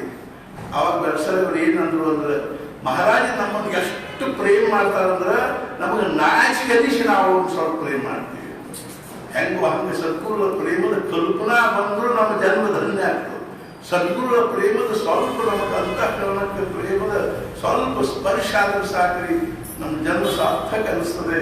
ಅಂಥ ಸದ್ಗುರು ದಿವ್ಯ ಸಾನ್ನಿಧ್ಯದಲ್ಲಿ ನಾವೆಲ್ಲರೂ ಅವರ ದಿವ್ಯವಾಗಿರ್ತಕ್ಕಂಥ ಪುಣ್ಯತಿಥಿ ಮಹೋತ್ಸವವನ್ನು ಆಚರಿಸಿದ್ದೇನೆ. ಸಾಮಾನ್ಯ ಮಾತಲ್ಲ. ಜನ್ಮಾಂತರದ ಪುಣ್ಯದಿಂದ ಅಥವಾ ಸದ್ಗುರುಗಳ ಒಂದು ಅನುಗ್ರಹದಿಂದ ನಮಗೆ ಆಯುಷ್ಯದಲ್ಲಿ ಇಂಥದ್ದು ಹಿಂದೆ ಸಿಕ್ಕಿದ್ದಿಲ್ಲ, ಮುಂದೆ ಸಿಗಂಗಿಲ್ಲ ಅನ್ನುವಂಥ ಒಂದು ದಿವ್ಯವಾದ ಭಾವದಲ್ಲಿ ನಾವು ಸದ್ಗುರು ಒಂದು ಸಾನ್ನಿಧ್ಯದಲ್ಲಿ ಪುಣ್ಯತಿಥಿಯನ್ನು ಆಚರಿಸಿದ್ವಿ. ಪುಣ್ಯತಿಥಿ ಒಂದು ಯೋಗ ನಮಗೆ ಪ್ರಾಪ್ತ ಆಯಿತು ಅವರ ಅನುಗ್ರಹದಿಂದ. ಅಂಥ ಒಂದು ಪುಣ್ಯತಿಥಿ ನಿನ್ನೆ ಗುಲಾಬು ಇತ್ಯಾದಿಗಳು ಎಷ್ಟೊಂದು ಅರ್ಥಾತ್ ದಿವ್ಯವಾಗಿರ್ತಕ್ಕಂಥ ಪ್ರಸಂಗಗಳಿದ್ದು ಅದಾದ ಇವತ್ತು ಔಷಧ ಸ್ನಾನವು ಹಾಗೆ ಆಯಿತು. ಇದೇ ರೀತಿಯಾಗಿ ಪ್ರತಿ ವರ್ಷದ ಒಂದು ಪುಣ್ಯತಿಥಿ ಕಾರ್ಯಕ್ರಮದ ಪದ್ಧತಿಗನುಸಾರವಾಗಿ ನಾಳೆ ಬೆಳಿಗ್ಗೆ ಆದಷ್ಟು ಬೇಗನೆ ಸೂರ್ಯೋದಯಕ್ಕನೇ ನೈವೇದ್ಯ ಆರತಿ ಆಗಬೇಕು ಅನ್ನುವಂಥದ್ದು ಪದ್ಧತಿ ಇರ್ತದೆ. ಅದಕ್ಕನುಸಾರವಾಗಿ ನೈವೇದ್ಯ ಆರತಿ ಆಗ್ತದೆ. ಅದಾದ ಮೇಲೆ ಉತ್ಸವದ ಒಂದು ಕಾರ್ಯಕ್ರಮ ಅನ್ನುವಂಥದ್ದು ಮುಕ್ತಾಯ ಆಗ್ತದೆ. ಈ ರೀತಿಯಾಗಿರ್ತಕ್ಕಂಥ ಉತ್ಸವದಲ್ಲಿ ನಾವೆಲ್ಲರೂ ಭಾಗವಹಿಸಿದ್ವಿ. ಹಾಗಾಗಿ ನಮಗೂ ನಿಮಗೂ ಆಯುಷ್ಯ ಆರೋಗ್ಯ ಐಶ್ವರ್ಯವನ್ನು ಅನುಗ್ರಹಿಸಿ ಮತ್ತು ಮುಖ್ಯವಾಗಿ ನಮಗೆಲ್ಲರಿಗೂ ಇನ್ನಷ್ಟು ಭಕ್ತಿ, ಇನ್ನಷ್ಟು ನಾಮದಲ್ಲಿ ಪ್ರೇಮ ಮತ್ತು ಅದೇ ರೀತಿಯ ಸದ್ಗುರು ವಿಷಯದಲ್ಲಿ ಅನನ್ಯವಾಗಿರ್ತಕ್ಕಂಥ ನಿಷ್ಠೆಯನ್ನು ಕೊಡಲಿ. ಸಣ್ಣಗೆ ನಮ್ಮ ಮನಸ್ಸಿನೊಳಗೆ ಈ ಪ್ರಪಂಚಕ್ಕೊಂದು ಖರೆ ತರದ ಭಾವದ ಸತ್ಯತೆಯ ಭಾವವನ್ನು ಸಣ್ಣಗೆ ಕಡಿಮೆ ಹಾಕಿಕೊಂಡು ಬರಲಿ. ಅದರೊಳಗೆ ನಿಧಾನವಾಗಿ ಅಸತ್ಯತೆಯ ಭಾವ, ಮಿಥ್ಯಾತನದ ಭಾವ, ದುಃಖಮಯತೆಯ ಭಾವ, ದುಃಖಮಯ ಅನ್ನುವಂಥ ಭಾವ ಬೆಳೀಲಿ. ಭಗವಂತ ಮಾತ್ರ ಸತ್ಯ, ಭಗವಂತ ಮಾತ್ರ ನಿತ್ಯ, ಭಗವಂತ ಮಾತ್ರ ಆನಂದ, ಪ್ರೇಮ ಮತ್ತು ಸಮಾಧಾನದ ಒಂದು ಅರ್ಥಾತ್ ಏನೊಂದು ಸಾಗರಿದ್ದಾನೆ. ಸಾಗರನೂ ಕಡಿಮೆ ಅವನ ಮುಂದೆ ನಿಧಿ, ಅರ್ಥಾತ್ ಅವನು ಪ್ರೇಮ ಪ್ರೇಮ ಪ್ರೇಮ ಘನ ಇದ್ದಾನೆ, ಆನಂದ ಘನ ಇದ್ದಾನೆ, ಚಿತ್ ಘನ ಇದ್ದಾನೆ ಅನ್ನುವಂಥ ಭಾವ ನಮ್ಮ ಮನುಷ್ಯನಾಗಿ ಬಂತು ಅಂದ್ರೆ ನಮಗೆ ಧನ್ಯತೆ ಅನ್ನಿಸ್ತದೆ. ನಿಜವಾಗಿಯೂ ರಾತ್ರಿ ಮಲ್ಕೊಂಡು ಮುಂದೆ ಹೆಂಗೆ ಅನಿಸ್ಬೇಕು ಅಂದರೆ ಇವತ್ತು ಬಹಳಷ್ಟು ನಾಮಸ್ಮರಣೆ ಆಯಿತು, ಬಹಳ ನಿಜವಾಗಿಯೂ ಇವತ್ತಿನ ದಿವಸ ಸಾರ್ಥಕ ಆಯಿತು. ಇವತ್ತಿನ ದಿವಸ ಉಳಿದದ್ದು ಎಲ್ಲ ವ್ಯವಹಾರ ಏನಾದ್ರು ಪೂರ್ಣ ಆದರೂ ಅಷ್ಟೇ, ಅಪೂರ್ಣ ಆದರೂ ಅಷ್ಟೇ, ಅದರ ಬಗ್ಗೆ ತಲೆ ಕೆಡಿಸೋದ್ರಾಗ ಏನೇನು ಅರ್ಥ ಇಲ್ಲ. ಇಂಥ ಒಂದು ಭಾವ ನಮಗೆ ರಾತ್ರಿ ಮಲ್ಕೊಳ್ಳುವಾಗ ಮನುಷ್ಯನಾಗಿ ಬಂದ್ರೆ ಆವತ್ತಿನ ದಿವಸ ಎಷ್ಟು ಚಂದ ಅನ್ನಿಸ್ತದೆ, ಎಷ್ಟು ಮಧುರವಾದದ್ದು ಅನ್ನಿಸ್ತದೆ, ಪ್ರಿಯವಾದದ್ದು ಅನ್ನಿಸ್ತದೆ ಅಂದರೆ ನಿಜವಾಗಿಯೂ ಅದನ್ನು ನಾವು ಅನುಭವಿಸಿ ನೋಡಬೇಕು. ಅಂಥ ಒಂದು ಭಾವವನ್ನು ಮಹಾರಾಜ ನಮ್ಮ ಕೊಡ್ಲಿ ಅಂತ ತಿಳ್ಕೊಂಡು ಕೇಳಿ, ಅದೇ ರೀತಿಯಾಗಿ ಈಗ ನಮ್ಮ ಕರ್ಕಾತೆ ಇನ್ನೊಂದು ಸಂಸ್ಥೆಯ ಅಧ್ಯಕ್ಷರಾಗಿರ್ತಕ್ಕಂಥವರು ಮತ್ತು ನಮಗೆಲ್ಲರಿಗೂ ಅತ್ಯಂತ ಗೌರವಾನ್ವಿತರಾಗಿರ್ತಕ್ಕಂಥ ಅವರು ಸಹಿತ ಒಂದೆರಡು ಅರ್ಥಾತ್ ಇನ್ನೊಂದು ಇದರ ಒಂದು ಸಮಾರೋಪವನ್ನು ಕುರಿತು ವಂದನಾರ್ಪಣ ಅನ್ನುವಂಥ ಪ್ರಶ್ನೆಯಲ್ಲೇ ಇಲ್ಲ. ಅರ್ಥಾತ್ ಏನು ಅಂದರೆ ನಮಗೆಲ್ಲರಿಗೂ ಒಂದು ಮಹಾರಾಜರ ಆಶೀರ್ವಾದವನ್ನು ಅವರು ತಮ್ಮ ಶಬ್ದಗಳಿಂದ ಹೇಳಿ ಅಂತ ತಿಳ್ಕೊಂಡು ಹೇಳಿ ನಾನು ನನ್ನ ಈ ಎರಡು ಶಬ್ದಗಳನ್ನು ಸದ್ಗುರು ಚರಣಾರವಿಂದಗಳನ್ನು ಸಮರ್ಪಣೆ ಮಾಡ್ತಾ ಇದ್ದೀನಿ. ಸದ್ಗುರುನಾಥ